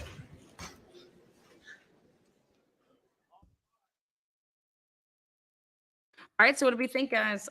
My biggest things, I'll say it here, True is story blood. is similar to a drunk getting out of a car on the freeway. I'm good on all that. What do you guys think? Haven't heard too much about golf cart. Exactly. Okay, so 12 minutes. This is how I look at it. They're trying to get this timeline down. And I think it honestly is not helping just because, well, what do you want him to do in this 12 minutes? He would have committed 2 murders, 2 different guns, one in the golf cart, one outside of the golf cart, possibly squatting. There'd be blood Do you think the blood got on him? Do you think the blood got on his shoes? Do you think the blood got on a golf cart? Where did this blood then trail into the house? Where is their blood? Did they, use trace? Did they go into that house and see if he cleaned up? If you saw that he was so clean, did you get in, the drains of like the shower, the sink? Where's this blood?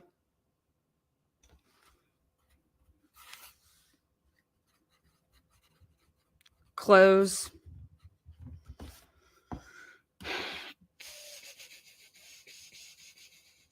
How do I become a member, Lana? God, I'm bad at this.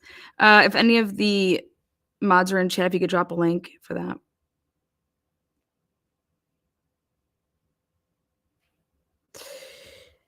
So fresh and so clean. So again, I'm just going where I think they're trying to go with this, which is you get back at the house at 8:49. And 9:02. So between 8:49 and 9:02, that's when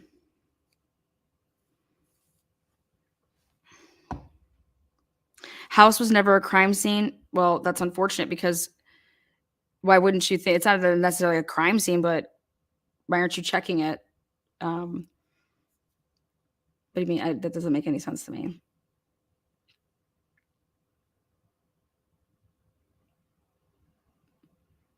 Wouldn't be the fact that it's a crime scene. It'd be the fact of getting a search warrant to search it. There's probably an outside shower. Guys, I'm saying if you guys have been watching, so he leaves. So this is going to continue on because then they're going to keep on going through the day. Yeah, they screwed it all up. So I agree with that. But they're over here testifying that they did this amazing job, though. He was royalty down there, cleaned up at the kennels. Okay, well, same thing. There's no blood. I mean, where's his shoes? What shoes did he have on? Can you zoom in on the Snapchat video where his shoes that he was wearing? There's no blood inside the house. They didn't go inside the house. Again, just basically 12 minutes to do all this. If you go back and you listen to the guy talk about the data, he could not testify that somebody I have my phone and I have Maggie's phone and I'm going and I'm walking to get into a vehicle, then drive and then like throw Maggie's phone, out the side. He couldn't testify the fact that those two phones were moving at the same exact time. In fact, it was that he couldn't prove that.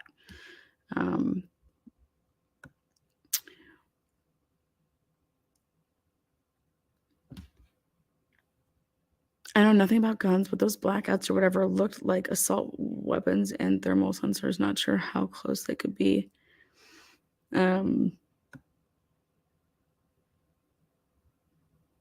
Yes, there was a hose with, yep.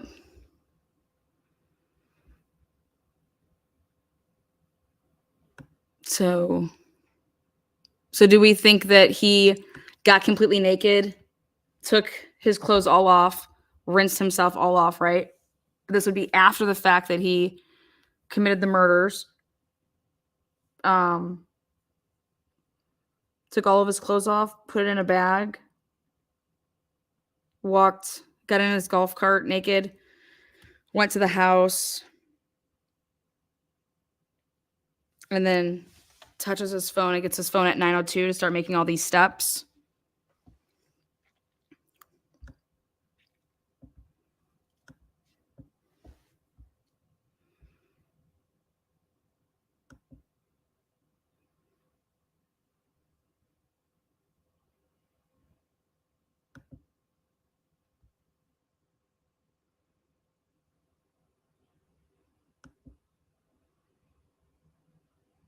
Possibly stripped down before shootings. Oh my God, he commits the murders naked?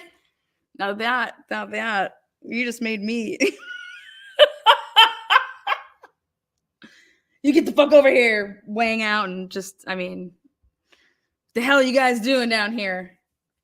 Well, don't you think that would have been on the Snapchat video? Dad, you got no clothes on. Cover up that Jimmy boy. I'm trying to get cash over here and you're naked.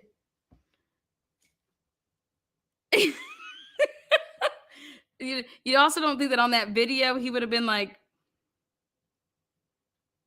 Dad, what the hell are you doing with that gun in your hand? You know, I don't know. I just, I don't know.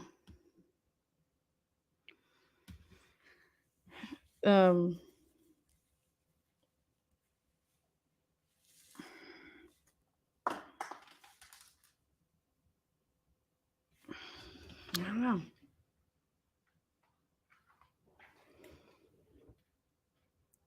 Cover up that Jimmy. I don't know. And explaining why they can't walk straight.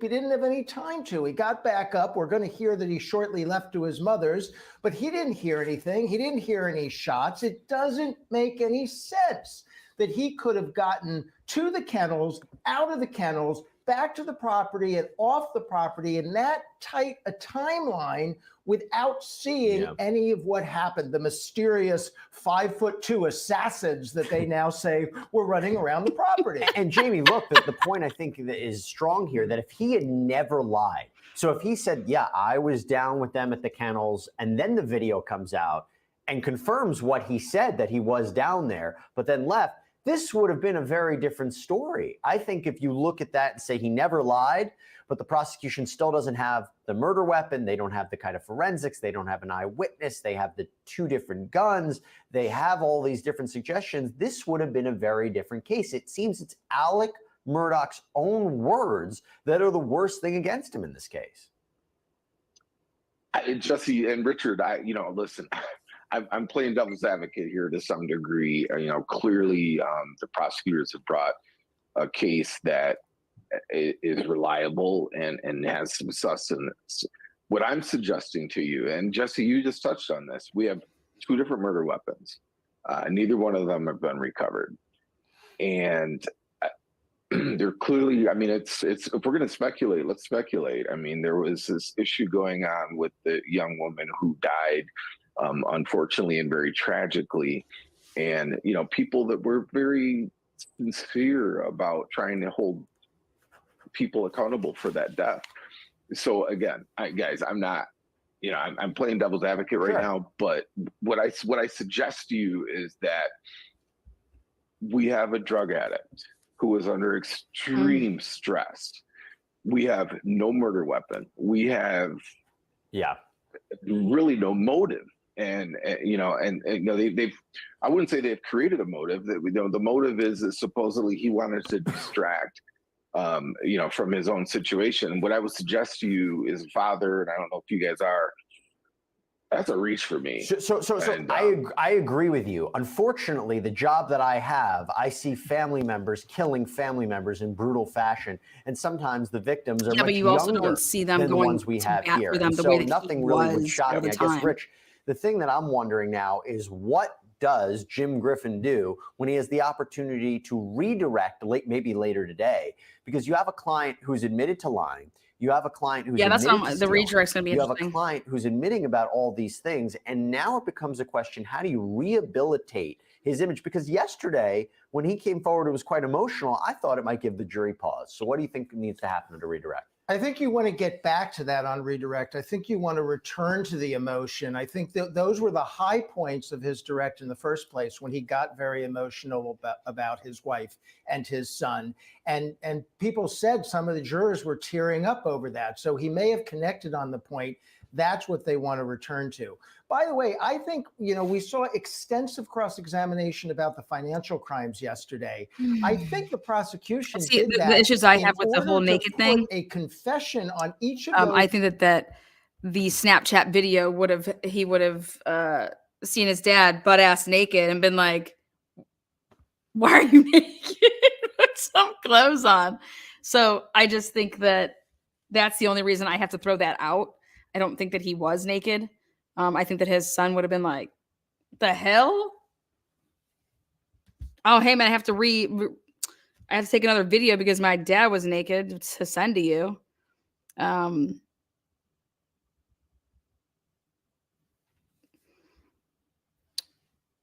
So I don't.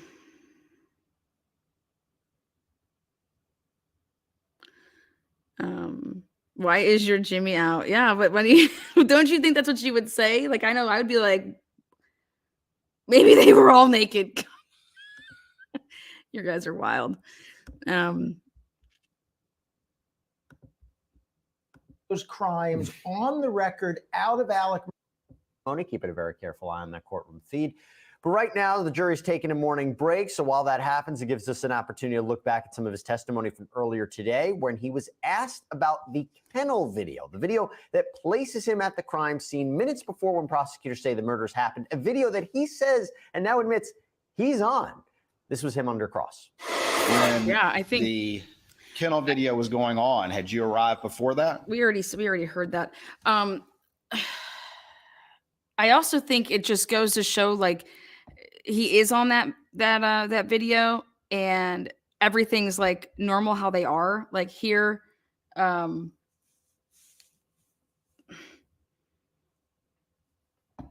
when did it go from being like that to it just being like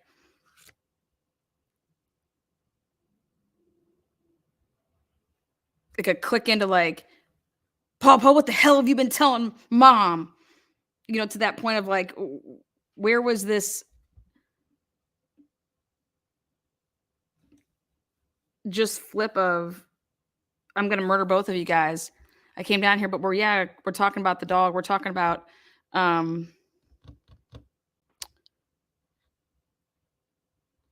it's just to have that all on record right there, and then for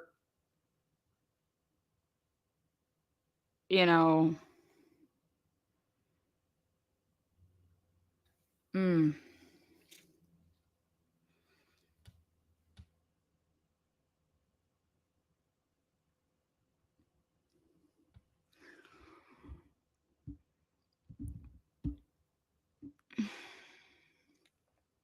I also think it's interesting that they're placing the time of death basically because of their phones not doing anything anymore. I think that that's interesting because that's the first thing you kind of take away from somebody. If like you are, wait till he leaves type of thing. But it, you know, it just, I don't know.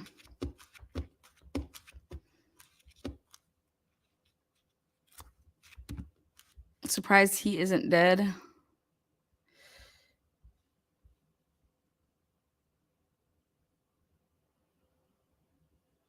Yeah, there's none of that in the video to like hear that. That's just like they're talking about, you know.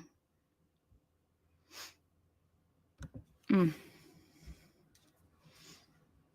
that's why it leads me to believe that, you know, why not even say that you were down there or anything? That's when I kind of question the fact, did he, you know, witness something? Did he witness something and he knows who really did this and it's because of XYZ, but it would sound far-fetched, so he couldn't really talk about it, you know, or they're going to do the same thing to, you know, the son that he had left. I don't know. I see him as a piece of shit. Look at how he just totally ripped all these people off.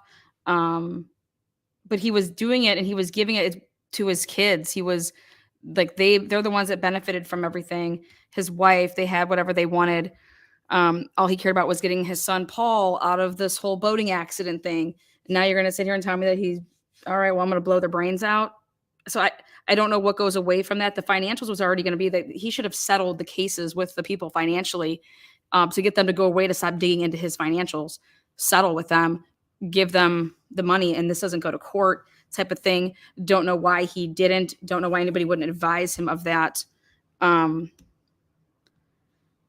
But you could say, well, he didn't have any money to settle, you know?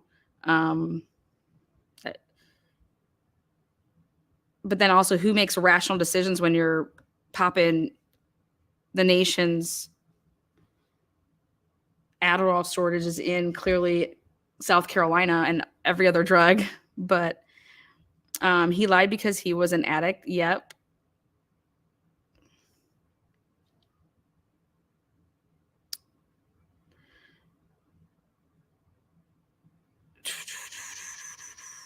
I think you can make an argument either way.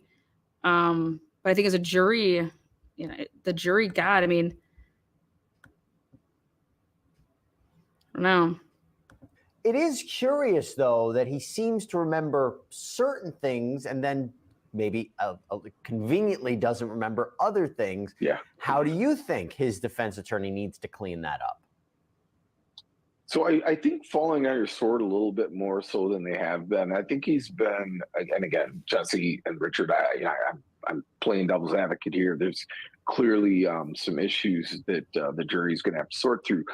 But I think falling on your sword to more of a degree, they always say that the lawyer is their own worst client, right? And this guy is a very legendary, talented attorney in his own right. And I think that maybe just conceding that you don't know everything that occurred will be helpful to him and the jury. Because to your point, Jesse, saying I know exactly what happened here, but at the same time relying on some sort of excuse that you were intoxicated and you were going through this lifestyle, they're inconsistent.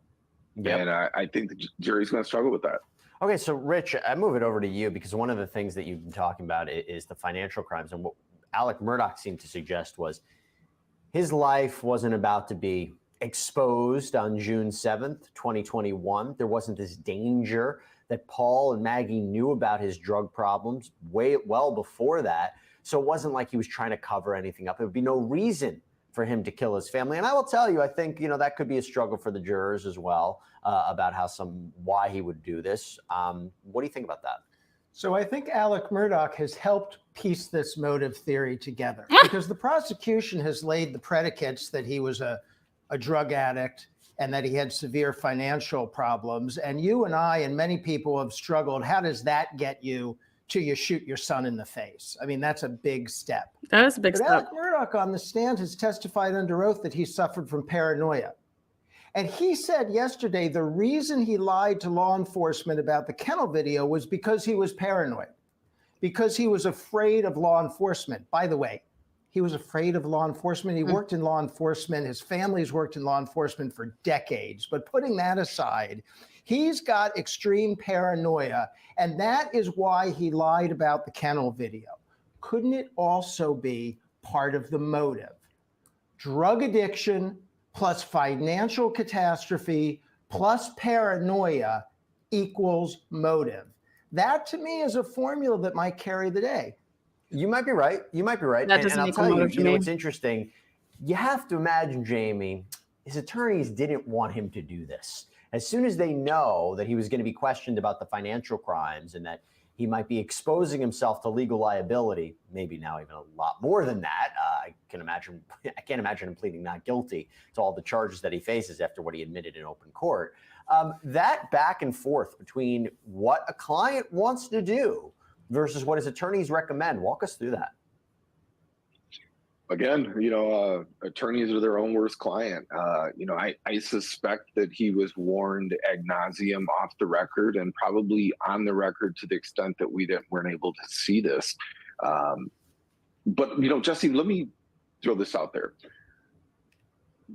Conceding that he had these problems in his personal life, does it open him up for some level of sympathy when we're looking at whether or not, again, to Richard's point, shooting your son in the face?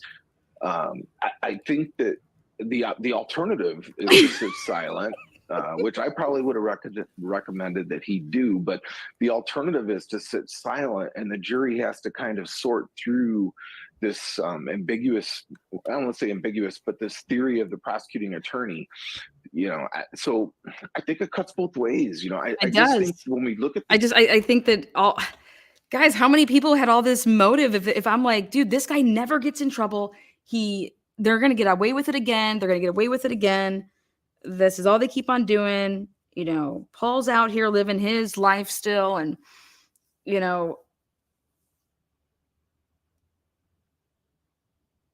there's a lot of motive out there for other people to here.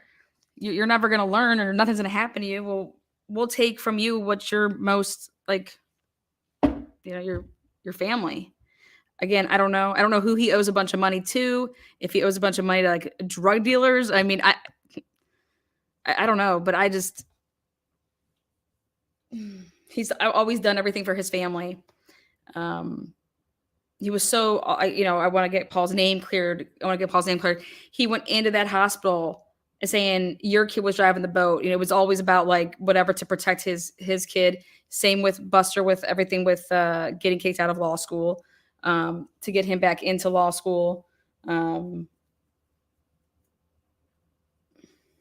Now he's just like, fuck it, man. I'll just blow him. I'll just kill him. I've tried to get them out of everything, but I'm the reason that they think that they can get away with everything, because I get away with everything. How was he working and functioning with this drug addiction? How was he just not so? He's like, hey, when I took the pills, I was like amped up. Well, what are you taking besides the oxy?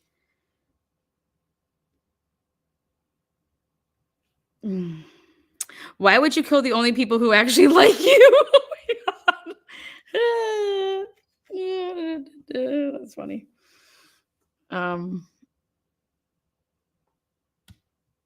But people do snap, and maybe that's just it. He snapped.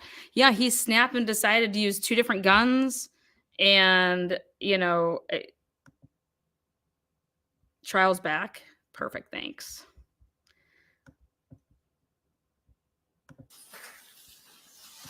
Good, because I was done talking about this. Thank you for the new membership there, Blue Eye Peach.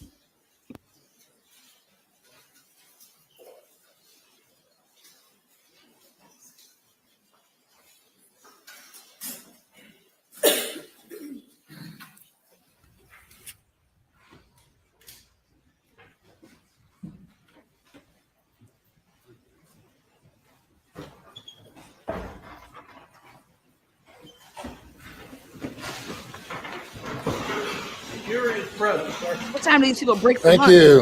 In the South, You may they don't proceed. eat.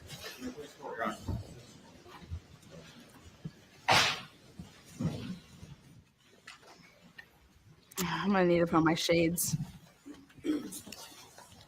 When you picked up that chicken, was there any blood on it?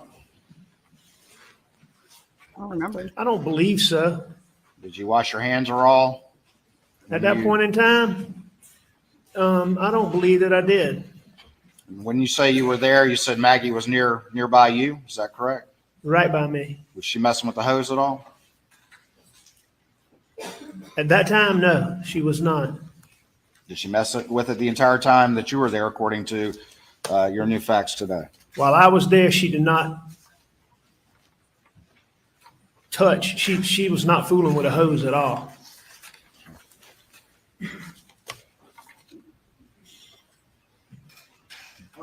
I'm gonna move this thing along.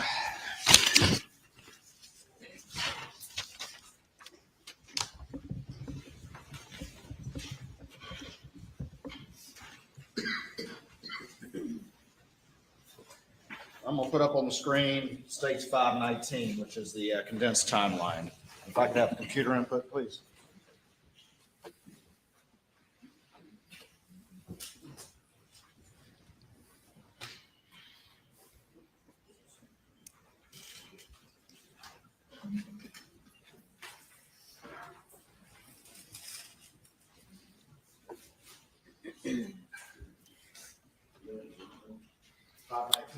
It's the condensed timeline, Mr. Griffin.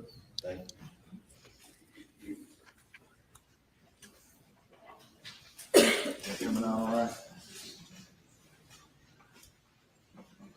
You see that up there, Mr. Murdaugh?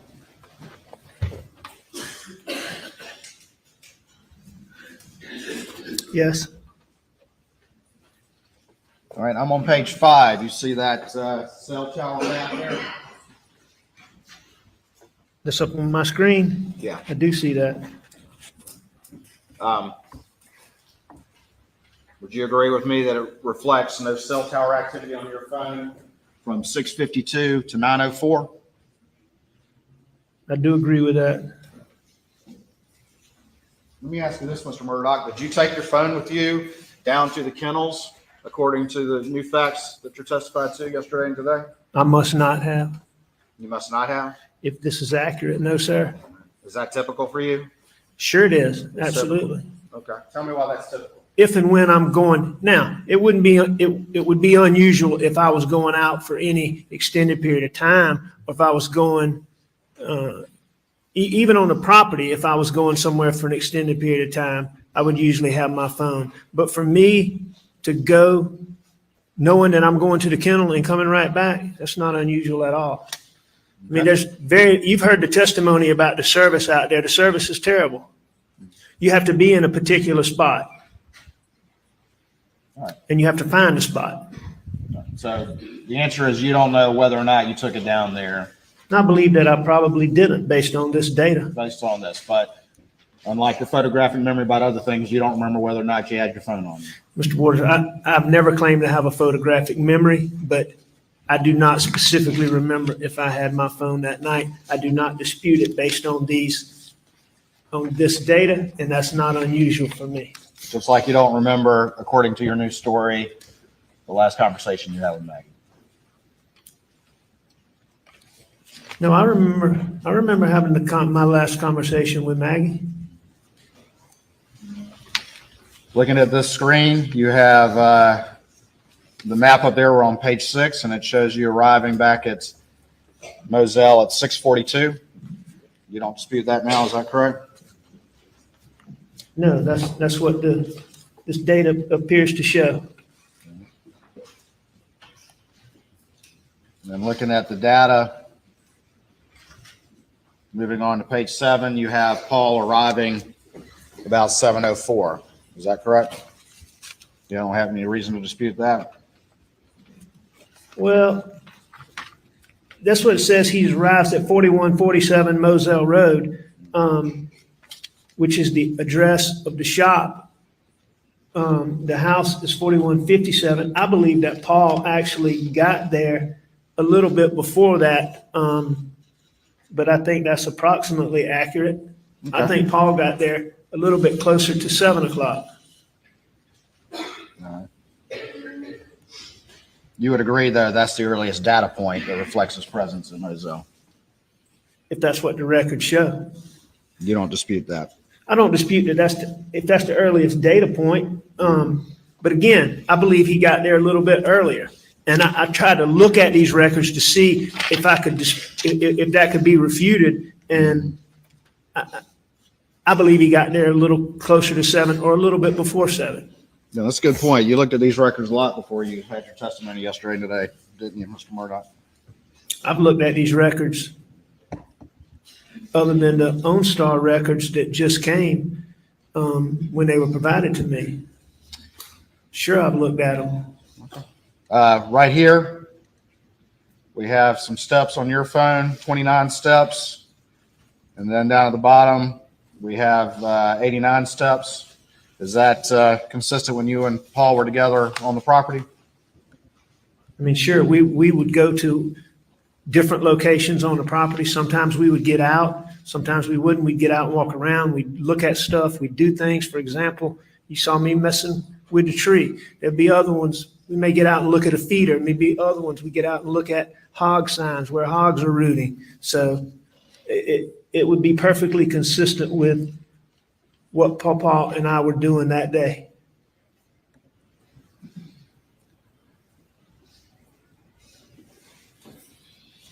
And 8:05 to 8:09, would you agree that that's the last steps recorded on your phone before 9:02 when you become a very busy bee? If that's what these records show, I see I took steps. These records show I took steps between 8:05 and 8:09. All right. So would you concede then that you're at the house around 8:09? I would have thought so, yes. Okay. And you said Paul was already back at that point? No, I said just the opposite. When did he get there? All right. You talking about when I left the shop and went to the house when Maggie was there? Yes, before you ate dinner. No, as I said earlier, Paul and I were at the shop. Maggie got home. I left Paul at the shop and I went to the house. I think you were saying that I said I met Paul at the house, and that's incorrect. Paul was still down at the shop when you were at the house, correct? When I first went to the house, Paul was still at the shop, I believe. All right, and was Maggie there when you arrived at the house? Yes, I believe she was. All right, and 809 is the last steps that you have on this phone before 902, correct? That's what the data shows.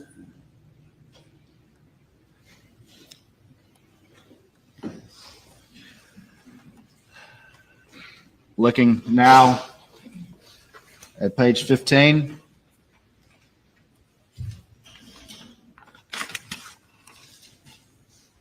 I'm sorry, page 14. Your steps that you say when you got to the house is 809 and Paul was still down at the shop. But don't these records reflect that Paul is pinging with GPS data at the house at 808?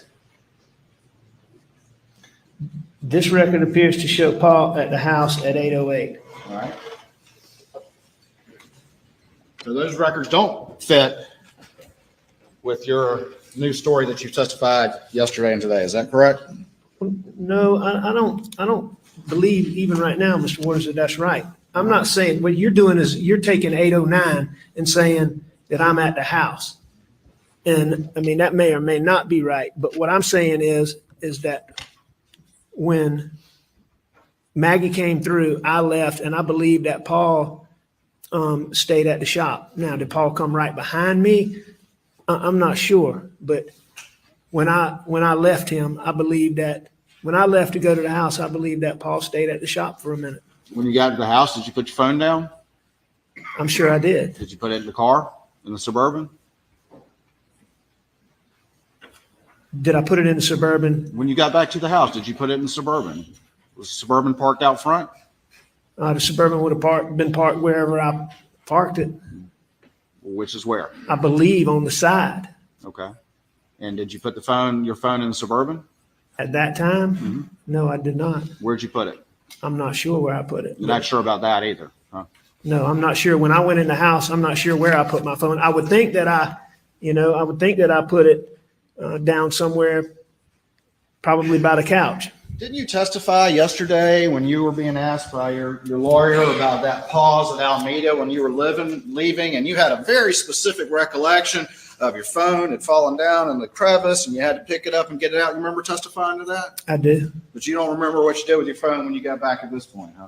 I mean, Mr. Ward, those are two distinct, different things. I'm coming in the house and I put my phone down. I don't have a routine spot that I put it in right on this corner or right there.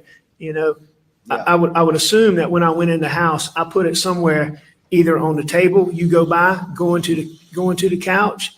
I may have taken it to the bathroom. When I took a shower, it may have taken me a few minutes to go to the shower. So I can't tell you exactly where I put it. That console story is an awful specific recollection when you need it to try to make the new story that this jury's hearing and everyone's hearing yesterday and today with the data, correct? But you're awful fuzzy on far more important things, aren't you, Mr. Murdaugh? Which question? Here, I'll answer the first one first. No, Yes, the first person said that's right. I don't believe that's convenient, and I disagree with your categorization of the description. All right. But you remember the console story, but you don't remember where you put your phone, whether or not you took it down to the kennels, whether it was in you put it in the Suburban. Don't remember any of that, but dadgummit, you remember that console story, correct? Well, I don't remember the console story, but you know, in that Suburban, and it's not the first time that it happened, but when that phone got down there, you had to go to great efforts to get it out, and you couldn't just reach over there and get it out. All right. You say when you got to the house that Maggie was already there? Yes. Okay. And we saw your last steps were at 809. Well, that's what you saw when this data recorded my last steps. But as you heard this testimony too, Mr. Waters, that's not a precise, that's not a precise, you heard the testimony, you know what it is. Well, how did you get back to the house? Remind us. From the shop? Yeah. I went in a white pickup truck. Went in the white pickup truck? Okay. And when you got into the house, where did you go? We've already discussed this. I took a shower. Whether I did things for a moment before I went to the shower, I'm sure I talked to Maggie because she'd been gone. And if she came through the kennel, which I believe she did, we only talked briefly. So I would have talked to her, but I would have quickly gone to take a shower. Okay.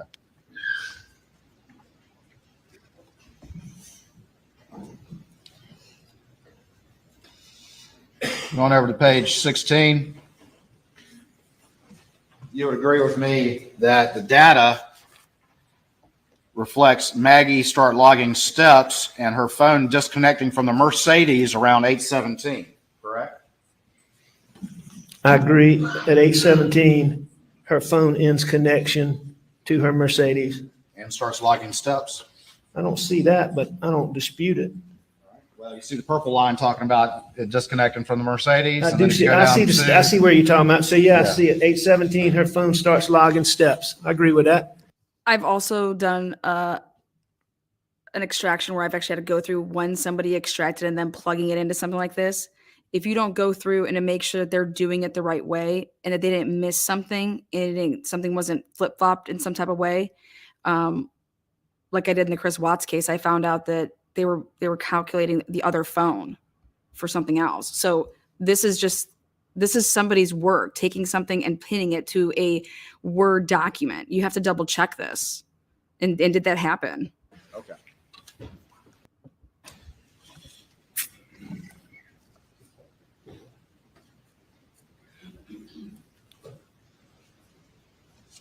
You agree at the bottom of page 16 that about 8:30 Maggie starts tracking steps again on her phone?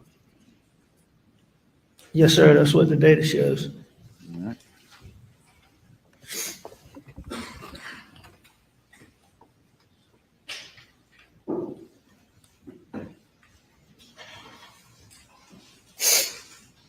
Oops, hit the wrong button. And you would agree with me that about 8:38, Paul's phone shows him back up at the kennels. Well, yes, sir. I agree that at 8:38, let me see which one. It's hard for me to figure out which one of these rings, but at 8:38, it shows Paul in whichever one of those rings is 56 meters wide.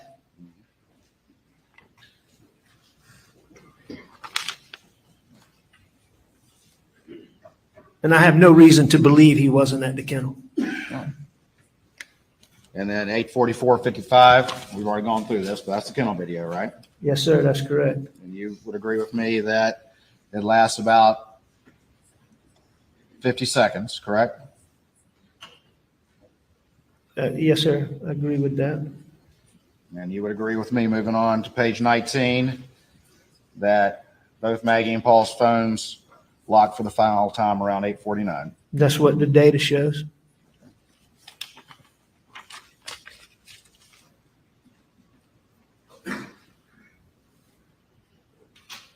After that, you agree that Maggie's phone around 8:53 shows some steps being taken? That's what the data shows. Yes, sir. Data doesn't show who's carrying it, but that's what it shows. Is that correct? That is correct. And then you would agree with me that from 9:02 to 9:06, your phone finally comes to life and starts showing a lot of steps. I do agree with that. What were you doing?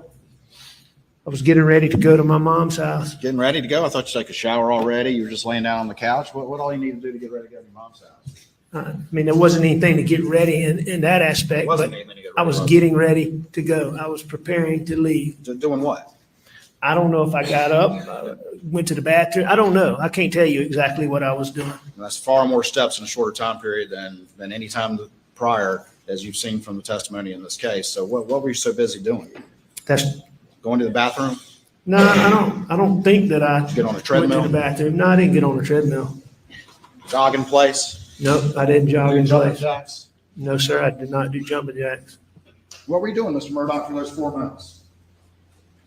Preparing to leave for my mom's house. What? What does that mean? I mean, you're in the front room on that couch where you say you laid down. The Suburban's just right outside. What all are you doing? I don't know if I got up and went to my room, went to the gun room, went back in that. Doing what? You've been so clear in your new story about everything. What were you doing during these 4 minutes? I disagree with your assertion about every detail. I don't recall. I know that I was getting up and I was leaving. I was going to check on my mom. But specifically what I was doing, I don't know.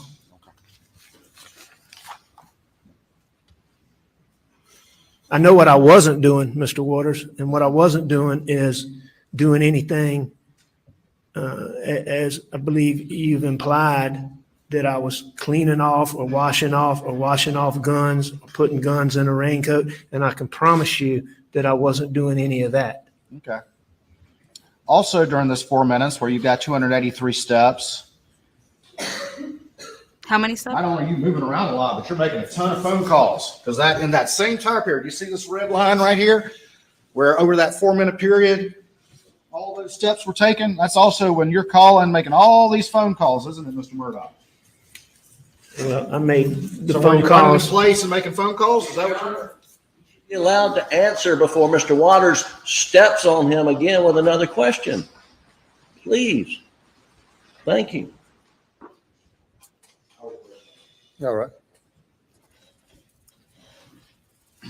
You were making all these phone calls while you were taking all these steps. Would you concede that? Where you don't remember what you were doing?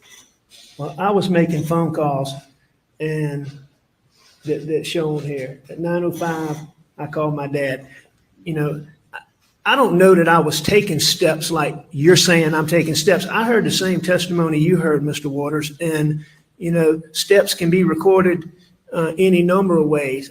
I don't have a specific recollection of walking around. I don't know if I was hitting my phone like the guy showed or doing whatever that makes steps, but you know. So you were hitting your phone like that while you were making all these phone calls? Hang on, no, sir. What I'm saying, Mr. Waters, I don't know that. I'm just giving you an example. You're saying that I'm running around taking these steps, and while I'm doing that, I'm making telephone calls. What I will agree with is that this data shows that there was 283 steps recorded on my phone. And sometime during that period, I made certain phone calls. Okay. All right. So not only for whatever it is recording steps, but you're also making a ton of phone calls, including missed calls to Maggie, who is 1,100 feet away, supposedly.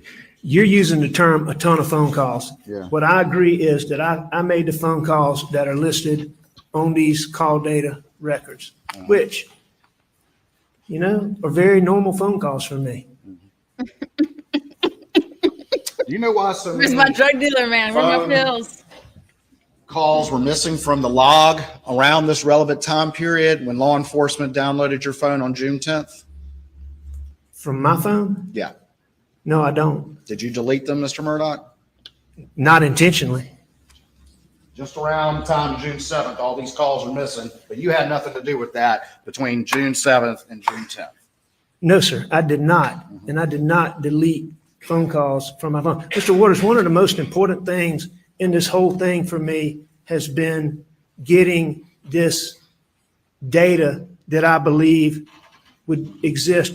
Phone calls and phone records would be part of that.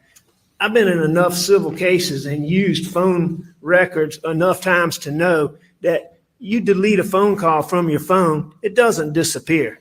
So I can tell you, this jury, and everybody who's listening that I did not intentionally delete phone calls from my phone. Yeah, because you started talking about you're a former prosecutor, correct? And former lawyer doing civil cases. We went through that yesterday.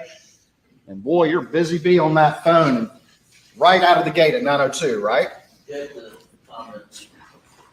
Objections overruled. Am I a busy bee? Yeah. I am using my telephone at, I think I call at 9:05, I start and call my dad, and I agree that I made other phone calls. And one of the first things you start talking about with law enforcement is these calls that you made to Maggie. Correct? You recall that from your first statement to law enforcement?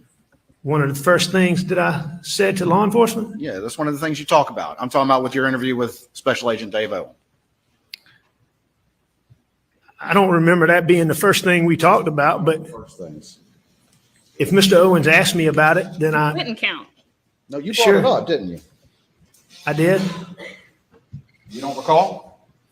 No, I don't recall. Would you dispute me if I said you brought it up? That I brought up, what, brought up what? Phone, Mr. Murdaugh, your phone. Phone calls to Maggie? Yes. That I brought up phone calls to Maggie to David Owens.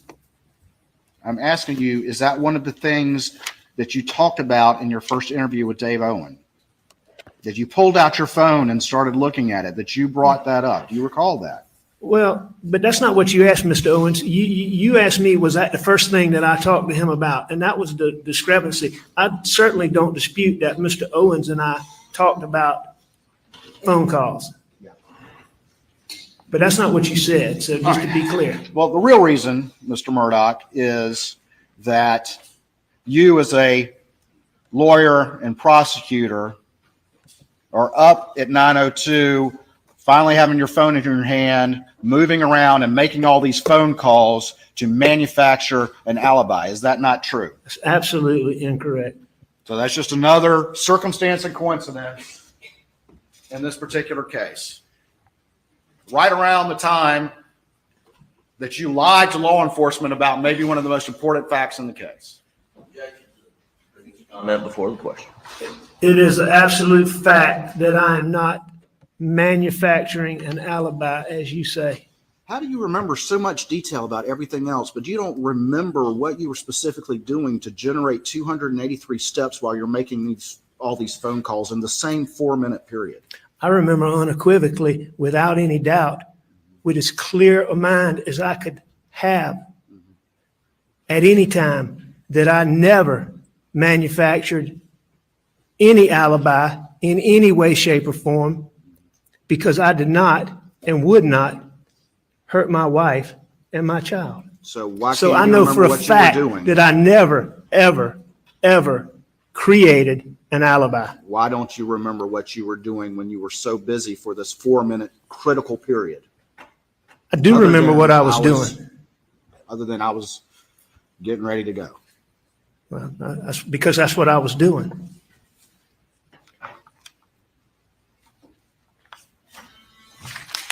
What do you think he was doing in the 4 minutes?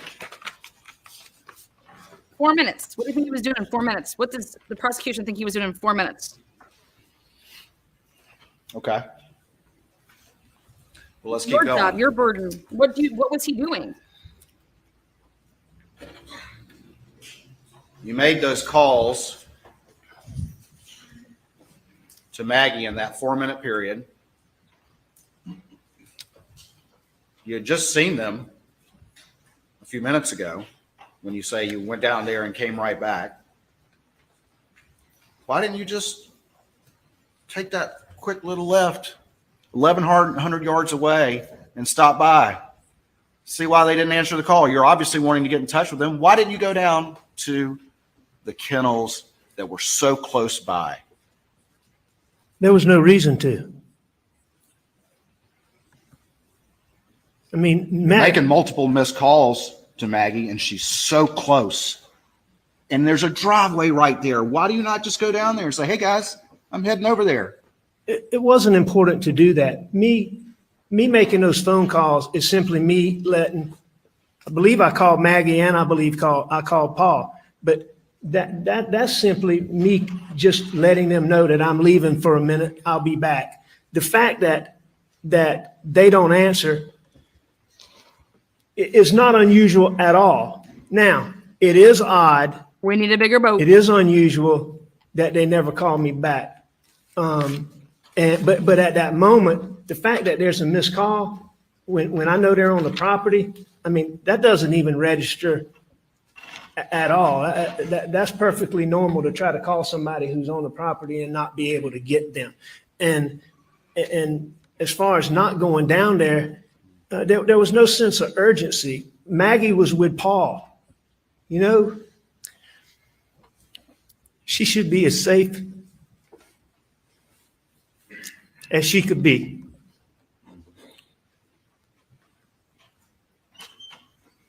Yeah, she should.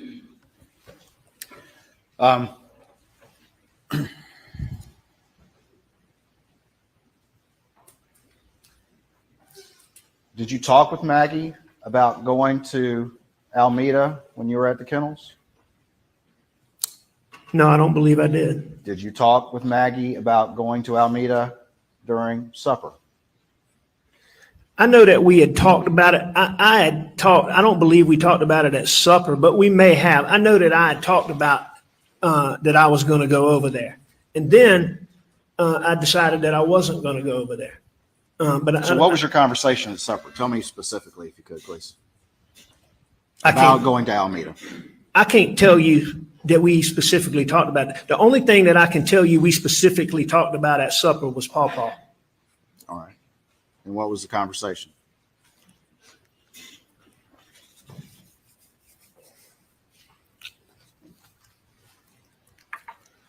Maggie was just concerned. Paul had been having, for a young person, Paul had been having high blood pressure. And he's very resistant to go to the doctor. And this has been going on for a little while, but lately Paul's feet had swollen. And for a 22-year-old to start having swollen feet concerned both of us. And it particularly concerned Maggie. And we talked about that. Okay. Did y'all talk about Mr. Randolph at all? I'm sure we did. Do you remember that group text coming in about whether or not anybody was going to go see Mr. Randolph at the hospital the next day? Do I remember it coming in? Yeah. I don't remember it coming in, Because but you didn't read it till the next day. But I've seen the data.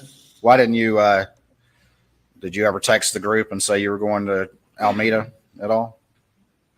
No, Did you and Maggie ever specifically discuss her going along with you to Alameda? I don't believe that we did. I know that there was a point in time where I said Maggie might go, but it's highly unusual for Maggie to go and visit just my mom. That whole situation, it just made Maggie sad, and she didn't like to go. So You I don't believe that we did, but I do acknowledge that at some point I said she might go for some reason. You told law enforcement on multiple occasions that, first of all, Maggie was planning to stay at Edisto the night of June 7th, correct? I did say that. All right. And you also said that you came to find out that she came home of her own accord, correct? You told that to law enforcement. Is that true? She did come home of her own accord. That she decided on her own to come home because she was worried about you. Isn't that what you said?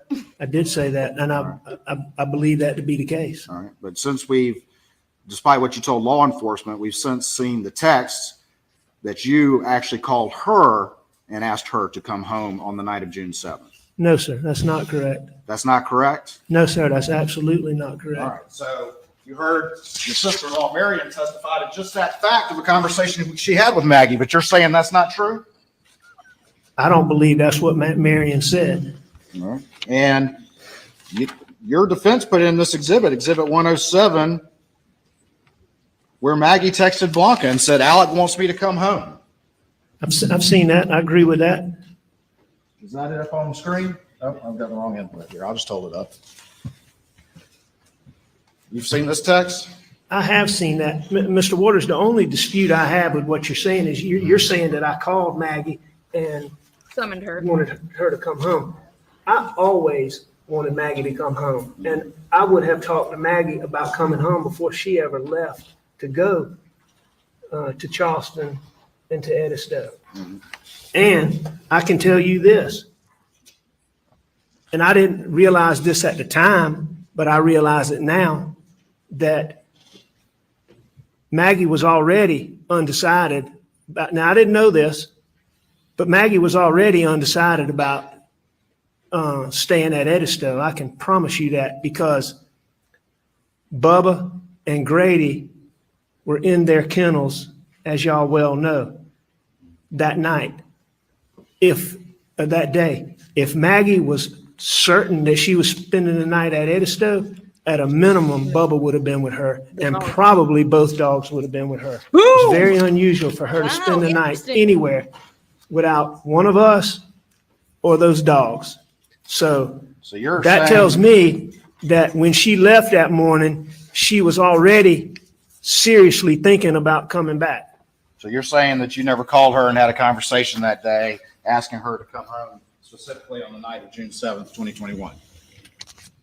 Maggie and I had a couple of phone conversations that day. What I'm telling you is that before she left, no, I don't believe we had a phone call about that. We may have discussed it during the phone call, but I didn't make a phone call to her to ask her to come home. I had already told her I wanted her to come home.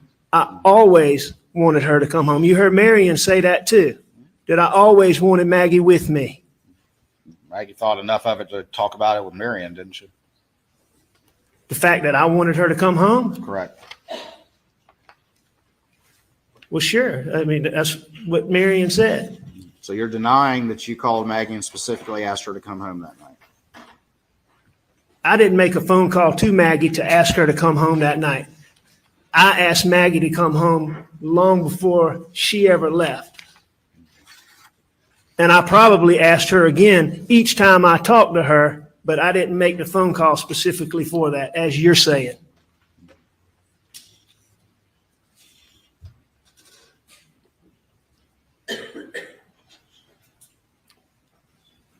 And to be clear, I'm certain that if Maggie was certain that she was spending the night, Bubba would have been with her, and probably Grady. That's interesting. You guys that are dog lovers, you gonna leave your dogs behind? Why did you tell law enforcement, though, that you found out after the fact that Maggie wanted to come home because she was concerned about you? Why'd you phrase it that way if what you're saying to the jury now was accurate? Why would you phrase it that way? Because I believe that to be the case. That you found out afterwards, but now you're saying you knew. No, I'm saying I found out afterwards why she came home, Mr. Waters.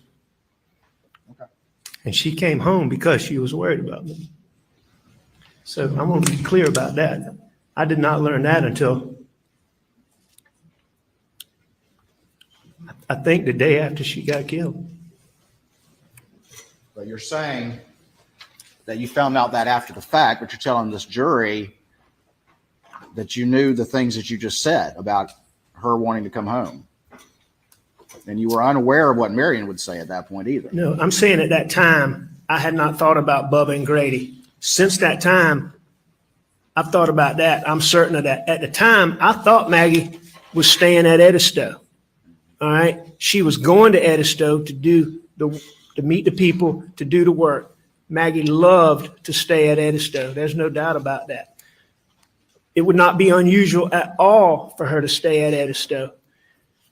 But just like every other time, I had already asked her, please come back, come back.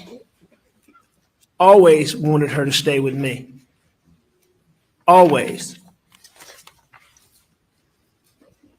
But I did not learn about, and Maggie even texted me, I'll see you in a few hours. But I did not know why she decided to come back until later, is what I'm saying.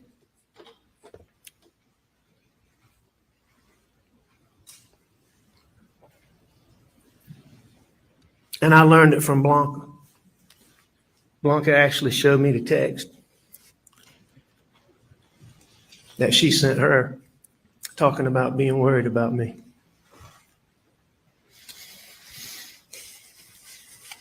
You would agree with me that you sent a text to Maggie at 9:08:58 while in motion in the Suburban, as reflected by the data?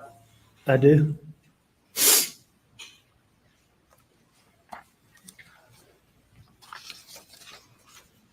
which was because I couldn't reach them by the telephone and I wanted them to know where I was.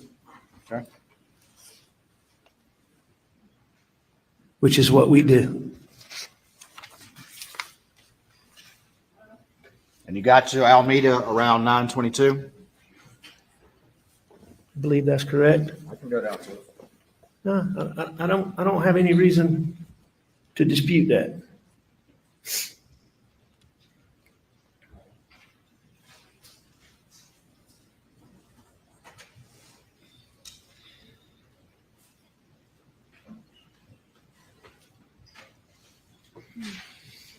Made some more phone calls along the way. I did make more phone calls along the way while I was riding. Called Chris Wilson. I did call Chris Wilson.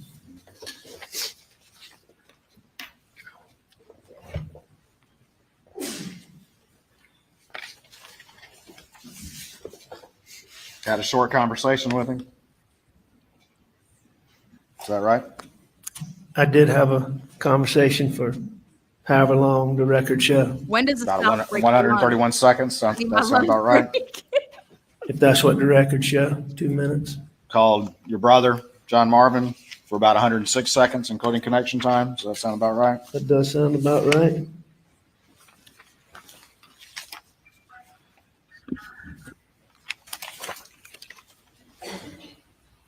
Arrived at 9:22. Does that sound about right? It does.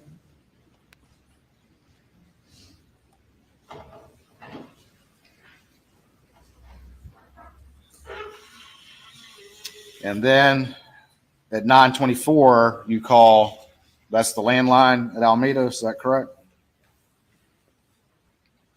That is correct. He takes 195 steps. Well, And then you went inside, is that right? Yeah, that's Talking to right. Miss Shelley. That's right. I called the house phone to get Shelley to let me in. And when you were asked by law enforcement how long you were at your mother's house, you said 45 minutes to an hour. Isn't that correct? I think I said a couple of different things, but I think at one time I did say that. But, you know, routinely through these things, I kept saying, you know, when you get this data, you'll see exactly. When you look at my phone, you'll see exactly. When you do, you know, so, you know, me giving the times was always given with the thought that, okay, that there's OnStar out there, there's whatever. But when you had a conversation with Miss Shelley after the fact, you actually asked her to say that you were there longer than 20 minutes. You know, I heard Shelley's testimony. I believe Shelley to be a good person. I wasn't trying to influence Shelley on any particular length of time because at the beginning of this, I believed that data would show what data would show. And for me to tell her to say something when my OnStar is going to show something different just doesn't make any sense. So, you know, I can't answer that. What my recollection is that I told Shelley that law enforcement would be talking to her. We may have discussed how long I was there. At that point in time, if I thought I was there 45 minutes, I may have said I was here 45 minutes, but, you know, I can't tell you. All right. And that's the same thing that Blanca testified to, that you talked to her about the clothes that you were wearing. It made her uncomfortable, correct? what? Ask that question again. It's similar to your conversation with Blanca that she testified about when you talked to her about the clothes that you were supposedly wearing. And it made her feel uncomfortable. Do you remember that testimony, sir? What's similar to that? Well, that you're talking to both of these individuals about their testimony in a manner that's inconsistent with what they know. No, I don't think your assertion is accurate. You have to understand this. On August the 11th, when I went to meet with David Owens, and in that, David Owens asked me about, he showed me that Snapchat and asked me about clothes that I had on. You were naked. Tell the truth. And Shortly after that, the next time I was with Blanca, What are they I asked doing? Blanca about those clothes because David Owens had asked me about them and was made an issue about it. And so Sorry. I checked with Blanca to see what I specifically asked Blanca, and it was an issue to me. So I got Blanca and I said, I need you to sit down and talk with me about this. This is important. Bust Do the you front door. remember Paul? my clothes when you came to Moselle that day? Moselle. And she remembered exactly what she testified to. She remembered that my pants were there. She wasn't sure if the shirt was there. At that time, I think she actually thought the shirt was there, but she was clear that she wasn't sure about that. No,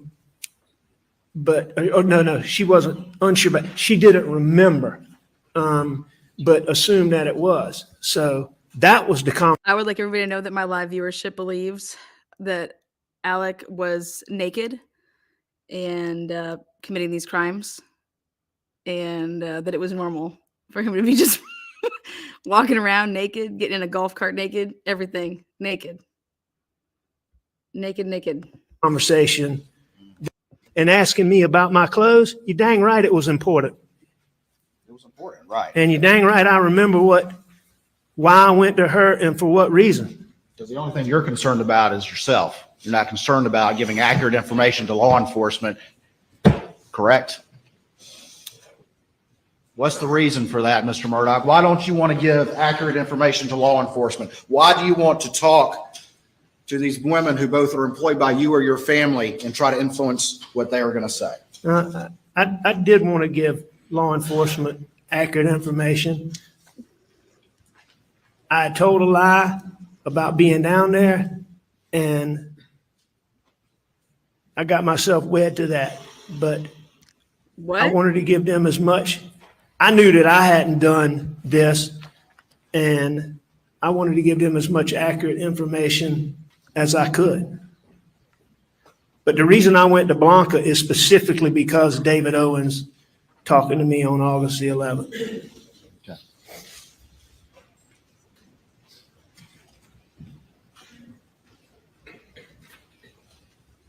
You can see that you're underway about 9:42, heading back.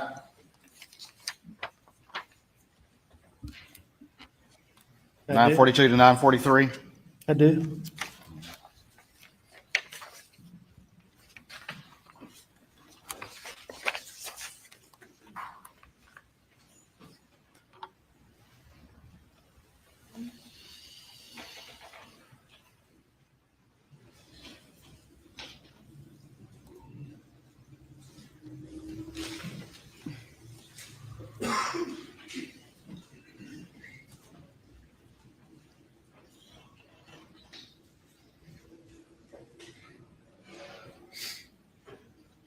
Turned on Moselle about 10:01.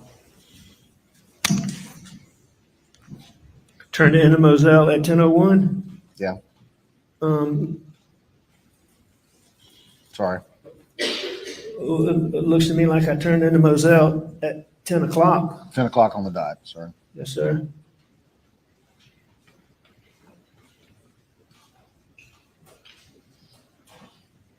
At the house at 10:05. Yes, sir. And then that's when you went back to the kennels after you came back from Alameda, correct? I went to the kennels after I went to the house. I went from Alameda to the house to the kennels. And we got to the scene. You got out of the car, according to what you told law enforcement repeatedly, and went and checked the bodies, correct?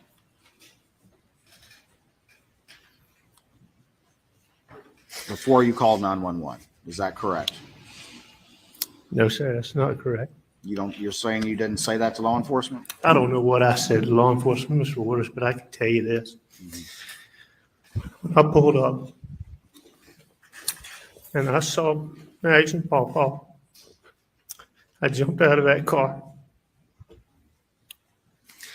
I know that I went back to my car and I called 911 as quickly as I could.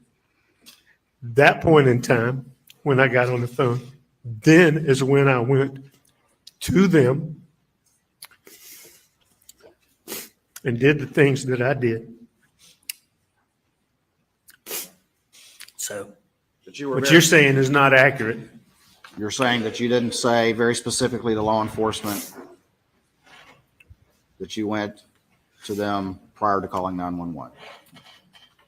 When? After you got out of the car, you told law enforcement repeatedly that you went over and checked the bodies before you called 911. This proves though that he doesn't take his phone with him. If I did say that, I don't believe that's accurate. Did I check Maggie and Paul before I called 911? Correct. No, sir. That's not accurate.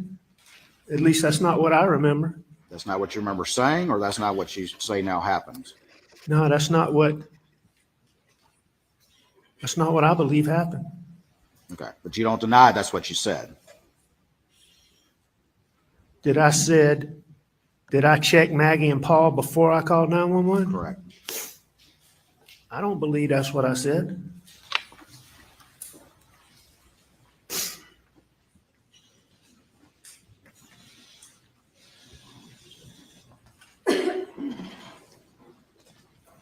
Now, I know I checked them, but I don't believe I checked them before I called 911.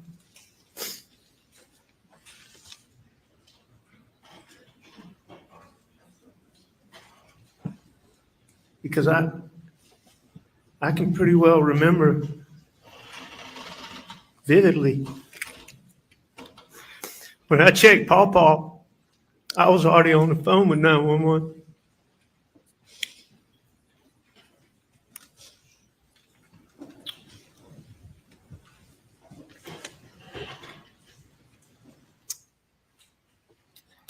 Looking at this data,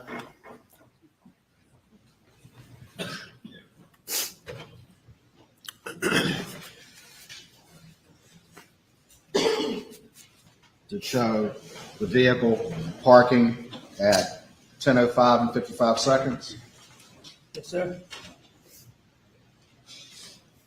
10:05:57.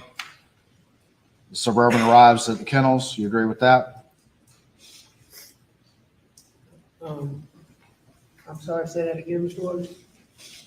At 10:05:57, it shows the Suburban arriving at the kennels.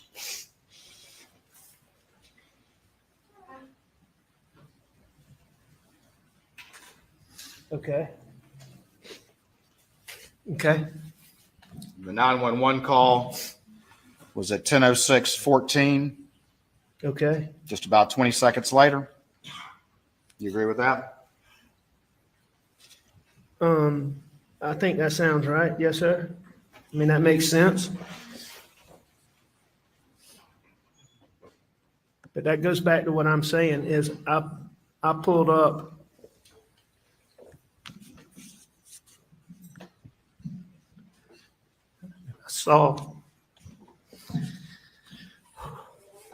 I saw them, and I know I jumped out of my car. But I believe that before I checked them, in fact, I'm almost certain that then I went back and that's when I went and got my phone and I called 911. Okay. And then after I called 911, there was a little while where there wasn't, I don't think there was anything going on. And I believe that is the time period that I went and checked on them.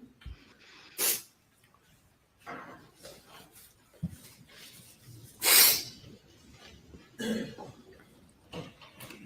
don't want to belabor this point, but then what you're saying here today, now that we have this data, that's not exactly how you expressed it to law enforcement in your prior statements. Is that correct? No, sir, I disagree with that. I totally disagree with that, Mr. Waters. Will you point to what you're talking about?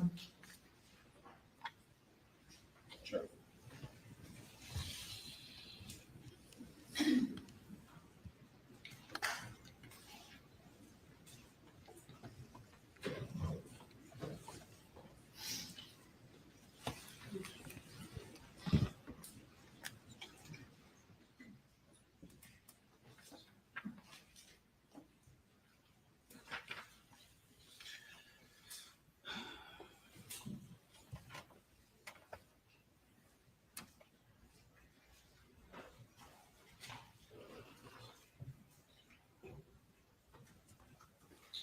Where's the first?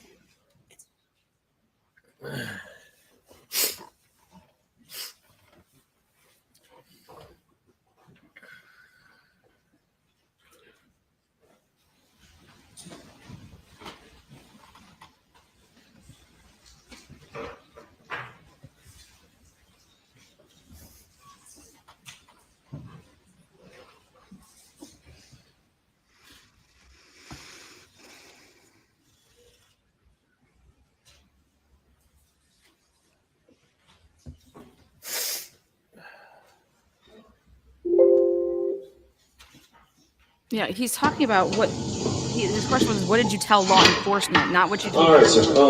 other than one call. I do know. I left the house without watching. 12:57.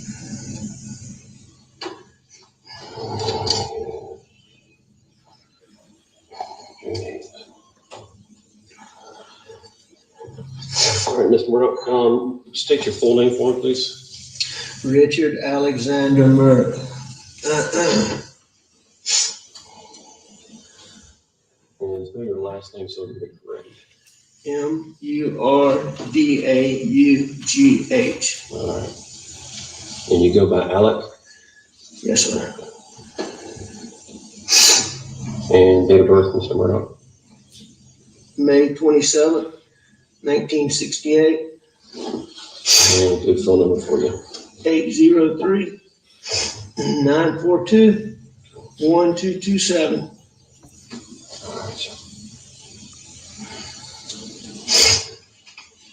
And sir, what was your name? Yeah, Danny Henderson. Okay.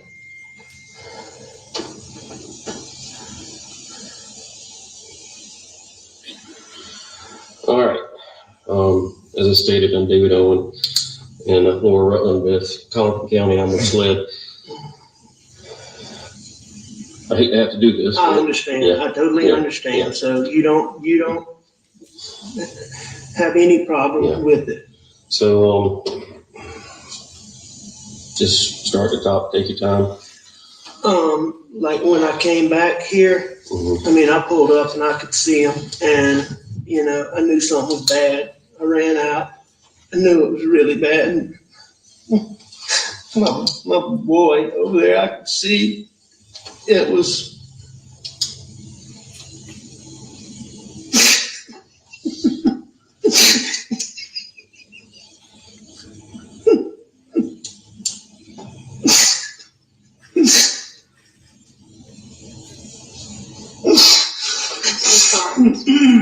And I could see his brain on.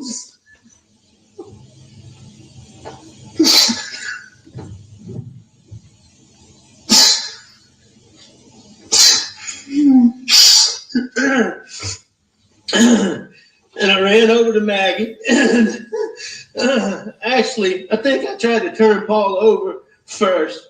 I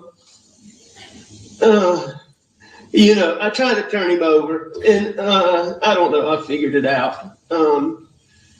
His cell phone popped out of his pocket. I started to try to do something with it, thinking maybe, but then I put it back down really quickly.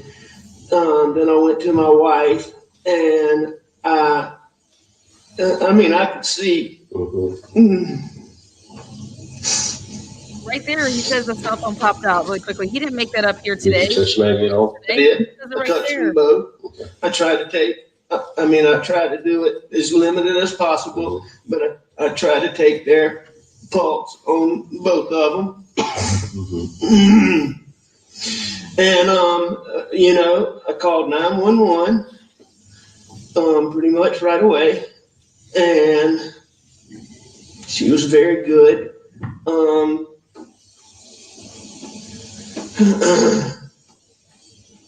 I talked to her. I told her I was going to get off the phone to call some family members. I did that.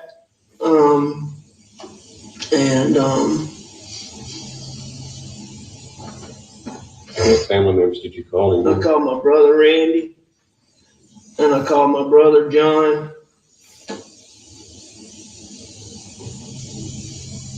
And I tried to call a little boy, a real good friend that's right around the corner from here, but I didn't get him. The person you didn't name, that was Rogan, the little boy right around the corner. Is that who you're talking about? That's correct.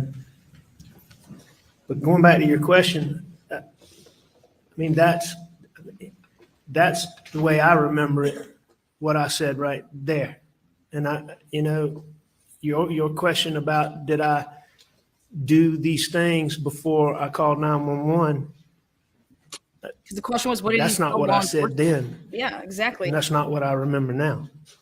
So you're saying now that you went out, you checked, you came back, got your phone, and that's when you called 911? I'm not saying that now, Mr. Woods. I am saying that now, but to me, that's what I said then. I mean, I told her, I called 911 right away. There was no time to do the things that I'm talking about doing in the time between getting there and calling 911. When you talked about calling Rogan, and you said that he lived right around the corner, correct? That's correct. But Rogan wasn't staying there at the time. That's the whole reason that Cash was at your kennel, right? You knew that. Well, Rogan was staying in Beaufort a lot, but he was home a lot too. I didn't know where Rogan was on a daily basis. About keeping his dog Cash at the kennels when he was staying with his girlfriend and working down in Beaufort? Yes, he had asked me that. But I mean, that had been some time before. I didn't know. You're making a big deal about this, Mr. Waters, but that particular night, I didn't have a clue where Rogan was staying or not staying. I was trying to find somebody to come out there with me. I'd called Randy, I'd called John, and Rogan was the next best alternative. Okay. And Rogan is so close.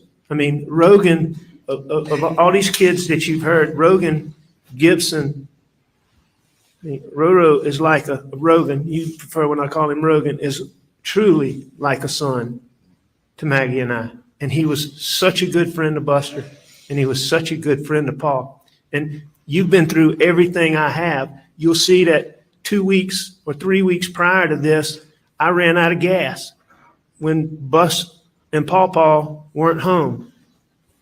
And Rogan's the person that I called to bring me gas.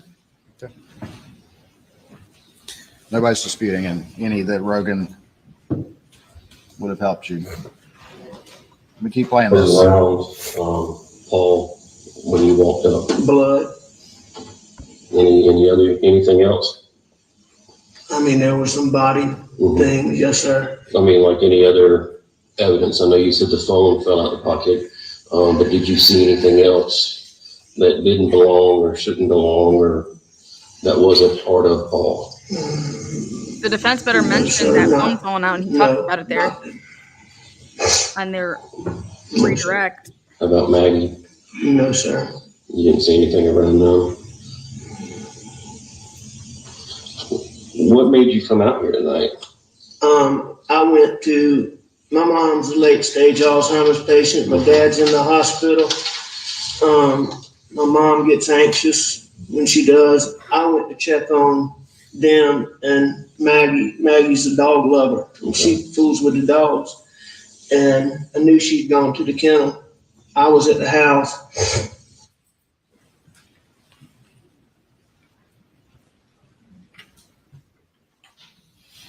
You just testified that in the wake of this, you didn't know what you said to law enforcement. That was what you just said. No, I mean, I know a lot of what I said to law enforcement, but there's a lot of things in looking back at this video for one, the 911 call for one. I mean, there's a lot of things that I didn't remember.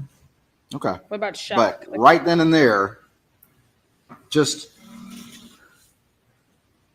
not long into this interview,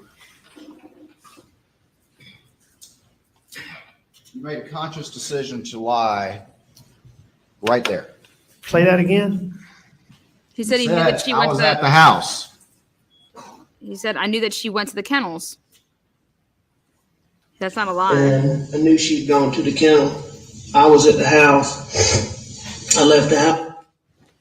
We played, You want me to back it up some more? well, Yeah, we can keep listening to it.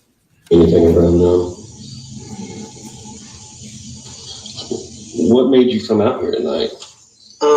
I went to, my mom's a late stage Alzheimer's patient. My dad's in the hospital.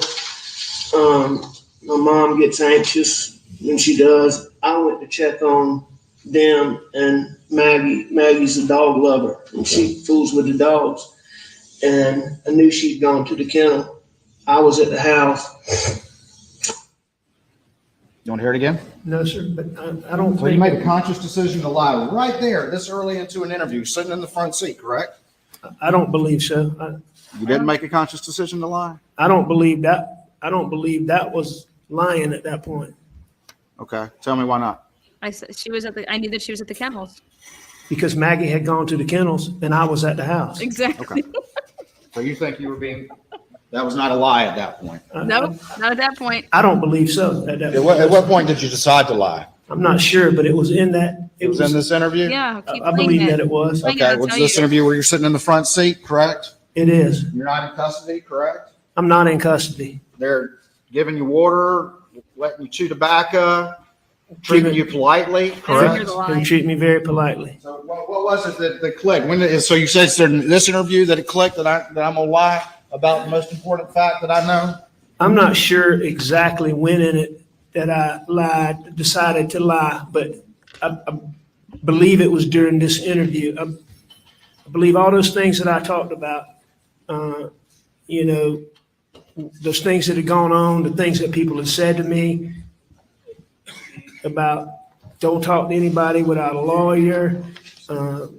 Partners all told me that, or a lot of my partners told me that. My dear friend, Chief Alexander, was one that said that. I overheard, I believe it was Sheriff Hill, I'm not positive. I overheard him tell, I believe Mark Ball or Gray Holmes, don't let him talk to anybody without a lawyer. And what I believe is that based on my distrust of SLED and getting in that interview, and I'm not positive about this, but I believe when he asked me, you know, about my relationship with my wife and my son, I believe that's when I decided to lie. You But I'm also not left positive. out when you had the GSR too, because that's what you testified to yesterday. That certainly contributed. And your dope paranoia too. You said that as well, correct? Well, those things are what triggered the paranoia that started as my addiction evolved. And so you're an experienced lawyer and you've been a prosecutor and you took the advice of your law partners that you should have a lawyer there as you read that as, oh, I should lie. No, that's not an accurate. Because that's not what that statement. means, is it, Mr. Murdaugh? Well, that's not an accurate statement, what you just said, Mr. Waters. I just repeated what you just said. You said it was one of the factors was your law partners, and now you're blaming Sheriff Hill and Greg Alexander told you that you needed a lawyer before you talked to police, and you took that somehow as meaning I need to lie as a No, lawyer and a prosecutor? no, that's what you said, Mr. Waters, but How am I mischaracterizing it from your perspective, Mr. Murdaugh? Because I think isn't that what you heard? Isn't that what you just said? Excuse me. no, sir, that's not what I said. All right, So- well, say it again. I believe those guys were trying to help me. I believe they cared about me. I believe they thought that I was in a condition such that I shouldn't talk to anybody. I mean, those guys had to prop me up, help me get myself together just to be able to go talk to David Owens. I mean, they were trying to help me. But before that, that was just one of the many things that I believe led to that situation sitting in there where those paranoid thoughts came to me. Them talking about not talking to anybody without a lawyer, Brian Murdaugh, checking my hands, the fact that I got a pocket full of pills in my pocket. I was the person who found Maggie and Paul,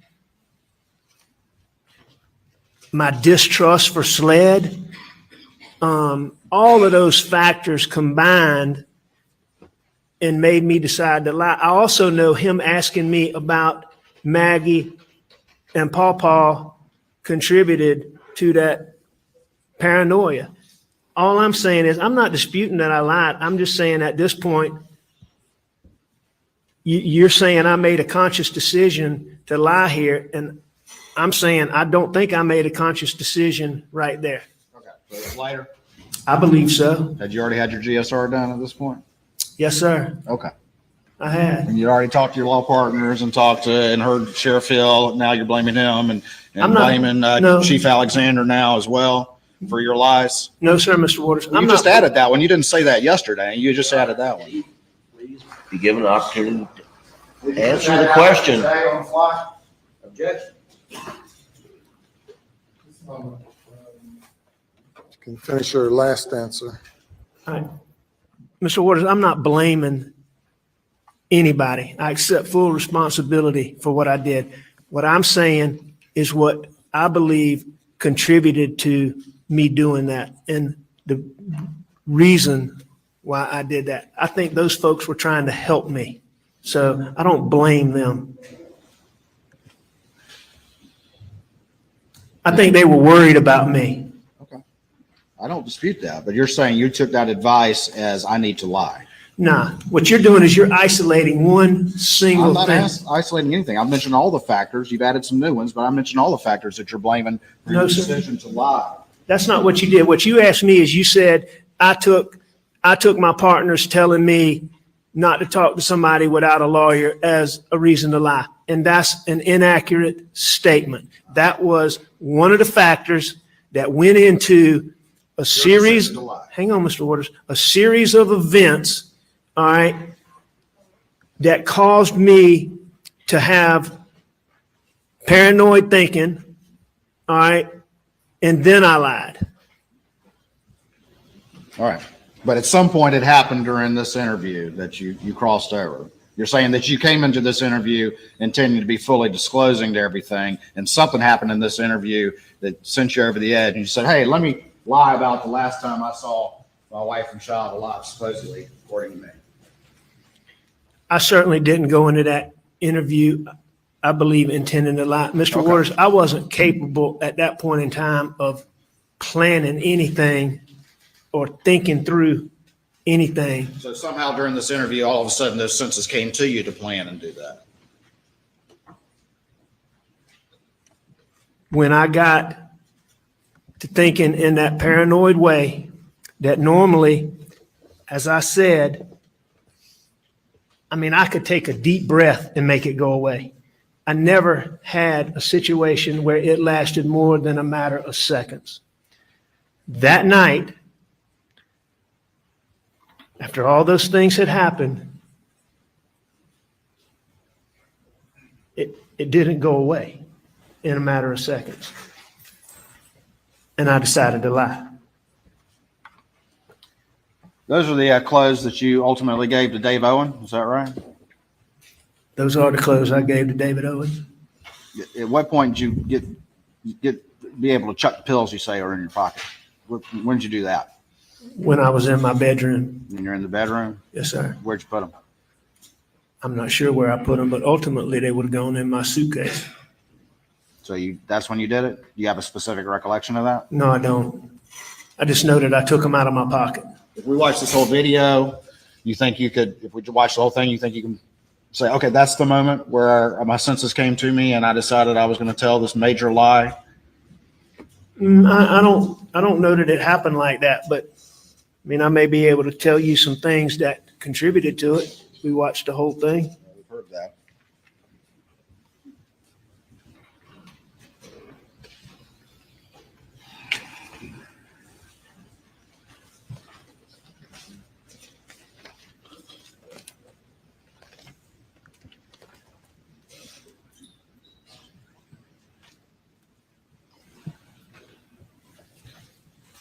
I just want to be clear, though. The least on this one, at some point during this interview, when you were able to plan your lie about this event. And you made that decision. Obviously, but it wasn't what we just played. It wasn't yet. It was some point after that. I don't think that's a lie right there. Is the reason why I don't think that it's occurred before this, because what I'm saying there, I believe to be truthful. And I know this. I know for a fact that when David Owens asked me about my relationship with my wife and my child, I know that that played a role in that. And I believe that, and I may be wrong, but I believe that this was before that. You ever heard the expression, not telling the whole truth is the same as telling the lie? Sure I have. That's something you understood as a lawyer and a prosecutor? Yes.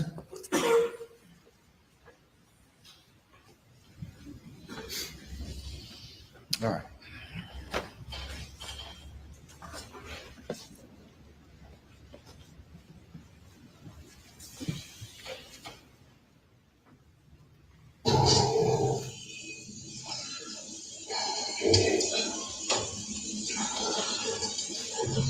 All right, Ms. Murdaugh, state your full name for me, please. Richard Alexander Murdaugh.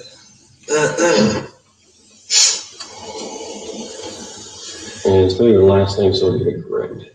Murdaugh. All right. And you go by Alec?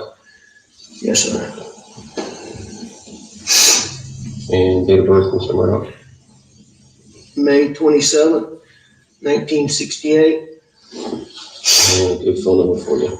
803-942-1227. All right. And sir, what was your name? Yeah, Danny Henderson. Okay.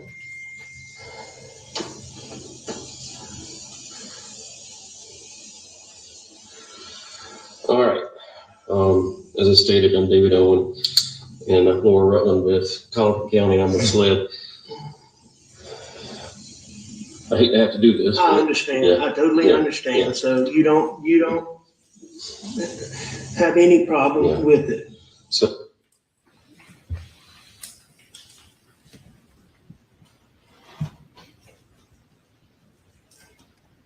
You hadn't decided to lie right there, correct? I don't believe so. You told David Owen that you understood that he had to ask questions and you do what you need to do, correct? That is what I told him.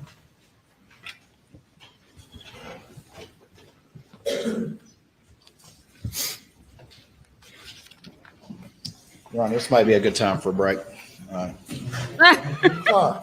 you. I'm hungry. Gentlemen, addressing the jury. We'll break till 2:15. Thank Go to the God. jury room. Please do not discuss. All right. We get to break too, guys. We get to have a break. Oh my God, what do I have for lunch? You guys, I think he is clearly a piece of shit. Okay. He's taken all this money from all these people that went through ridiculous things in life. How can you steal from people that are like, just like, that's all they would have left? Like, that's disgusting. What I'm saying is that this is a murder trial, and I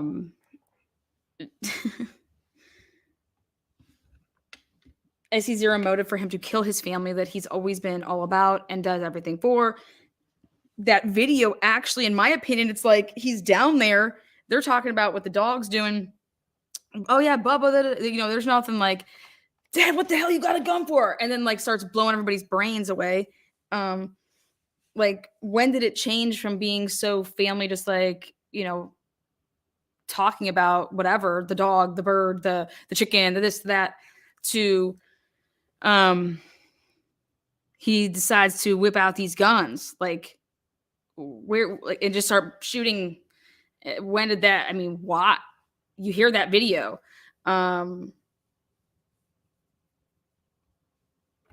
I don't know.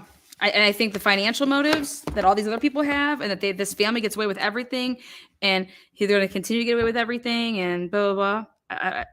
So, but because you are a piece of shit, I can't just say I'd be doing.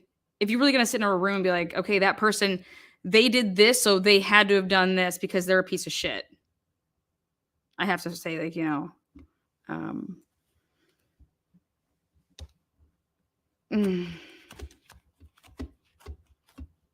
who else would want this family?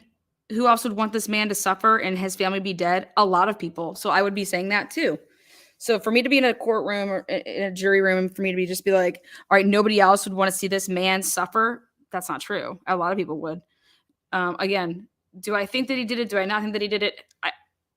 I'm going based on if you're supposed to do it, that you're innocent and still proven guilty. I cannot believe that these jurors are not allowed to have a notebook. I mean, how are you going to remember any of this shit? How long has this been going on? Like what they did in Pennsylvania is you have your jury notebook, you left it there, and then you got it back in the morning and you could take your notes. I don't know why you're not allowed to take notes. It's just crazy.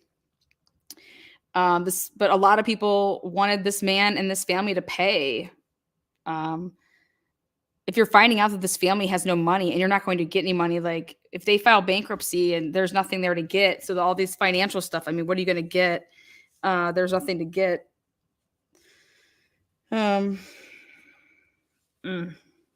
But yeah, we can. I'm going to take my lunch break though. I'm going to take my lunch break. To people say that he took the stand because he took the stand and just straight up admitted to everything that he's ever done. Okay, which is going to be like used against him for the financial stuff. I just believe that he took the stand to say, like, listen, I'm not going to let this prosecutor switch my words around. I did not kill my son and my wife. Like, I'm a piece of shit. I did all these horrible things, but I did not kill them. And so, like, I would want to say that if I didn't, like, come on, like, I'm going down regardless. I'm taking that stand because I am making it known I did not kill my family.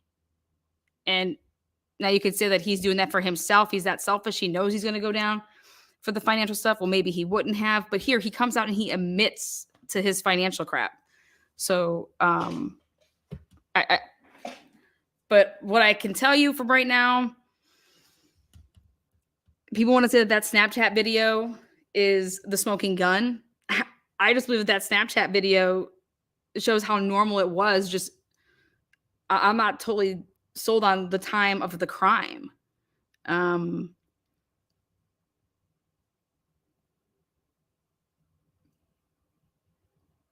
mean,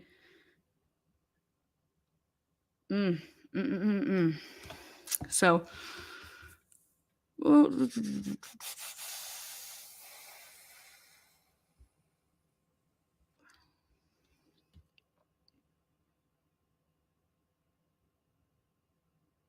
a lawyer would know what to say, what to not say. I disagree with that. The reason why is because why'd he ever talk to them in the first place?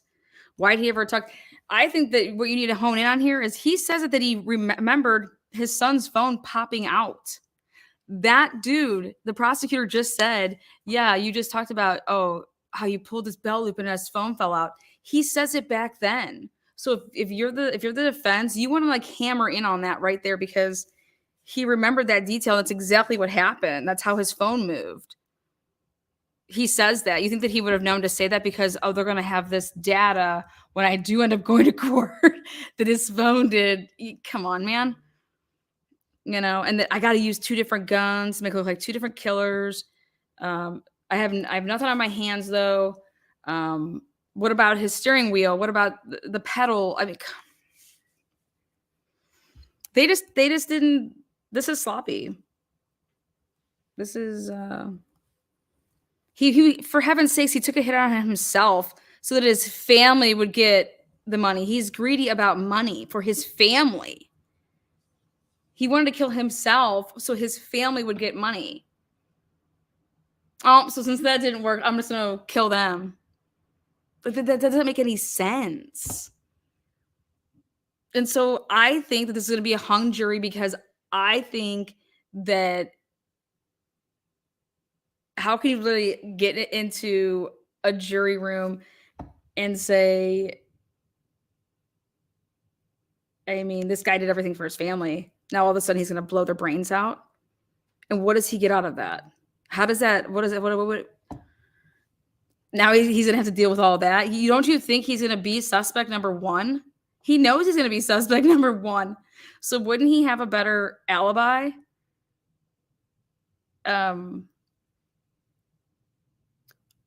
Also, I think he made a great point about the dogs. Get somebody on that stand, get the sister back on that stand, get some pictures up there to talk about the dogs.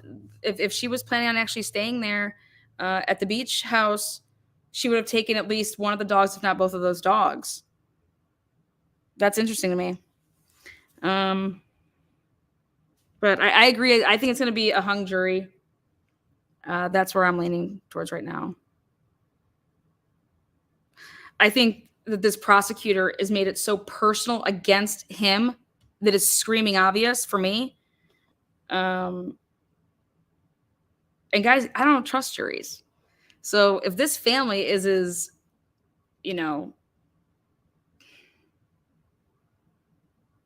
influential as they are, you don't think that one of those jury people could be bought? I mean, he did everything for his family, and I was gonna, I don't even care about the whole, they were gonna get a divorce. Well, I haven't seen any proof of that. Show me that. I don't know.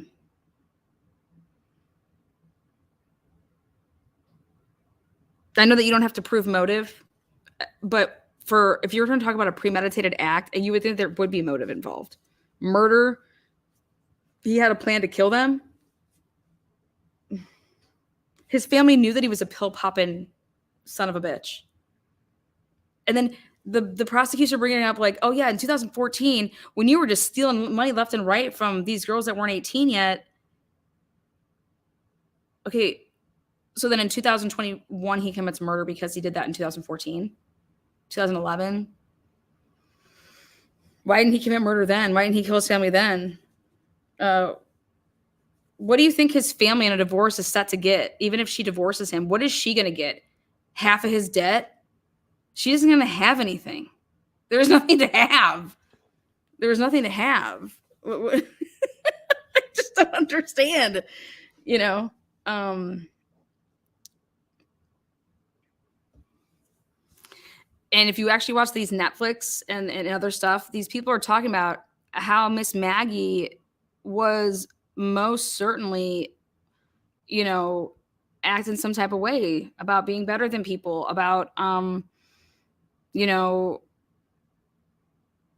same thing, getting Paul off on this whole boat accident, about trying to blame another kid for being the driver. I mean, Miss Maggie, she was going right along with that.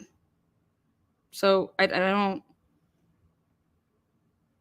think that this family is stuck together on a lot of things. So what she was going to be like, you know what, I'm finally going to come and tell the truth on what? All of us?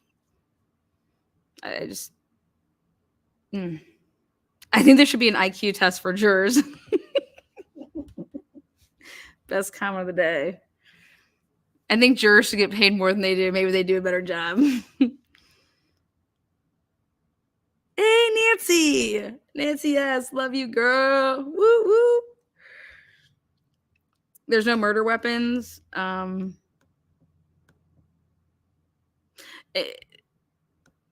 why would you throw the phone out the window if you're Alex?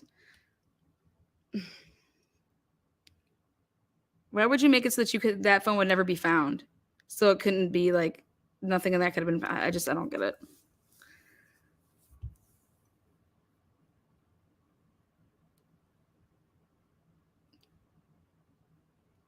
And quite frankly, I think that this dude, AM, is a big pussy.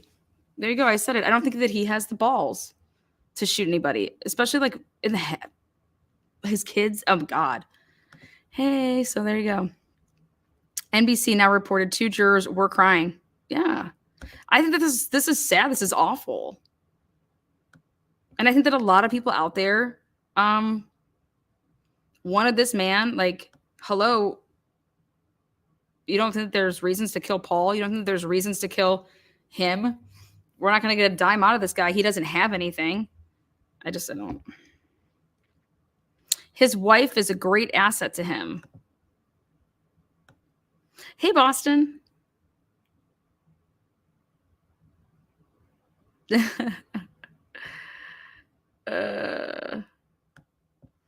don't know all the legal, I don't know the law well enough to be able to slide oral argue like points on like, but I know that if I had a lawyer sitting next to me and I say, hey, do this, this, and this, they would then lawyer it up. You know what I mean? That's all I need. I'll sit second chair and I need a lawyer sit right there to start spitting out the sections in the revised code over here, boy. I would have been crying. I mean, I don't think that his lawyers were advising him not to take the stand, and he took the stand. I don't know why. Hi.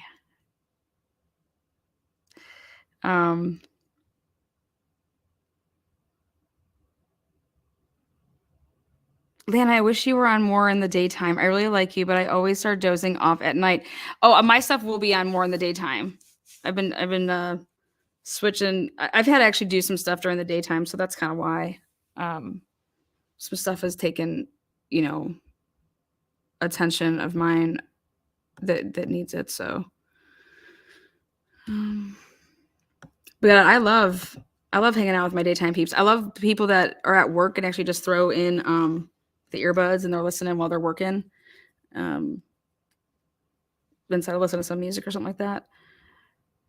So, yeah, Nancy S. Great. Lots of suspicious deaths surrounding this family. Absolutely right. It's kind of like the Clinton count. We got the I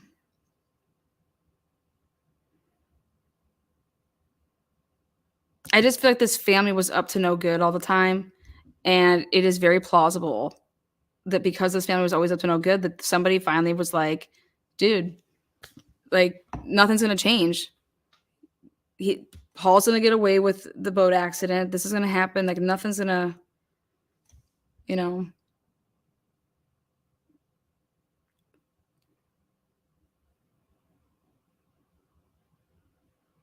I'll tell you what, if I have a baby, if I had a daughter and someone spit in her face and called her a whore, I'd have a huge problem with that. I think it's crazy that Netflix was released this documentary in the middle of this trial. Wow. But like I said, do I think this family did whatever they wanted to? Absolutely. Would I be able to say that he murdered his family beyond a reasonable doubt right now? No.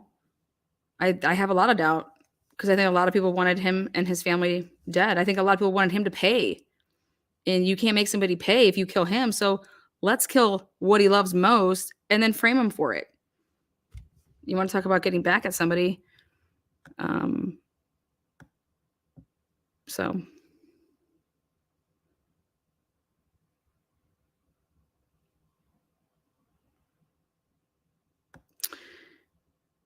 I want to know how he afforded his attorneys, but then again, I look at this defense, and I think his defense team sucks. So there's just that. They are going to dig up the housekeeper now. Yeah, I mean, all of this is just Maggie was a force too. Yeah. And killing them or them being dead, this stuff doesn't go away for him. So that's the other thing for me. But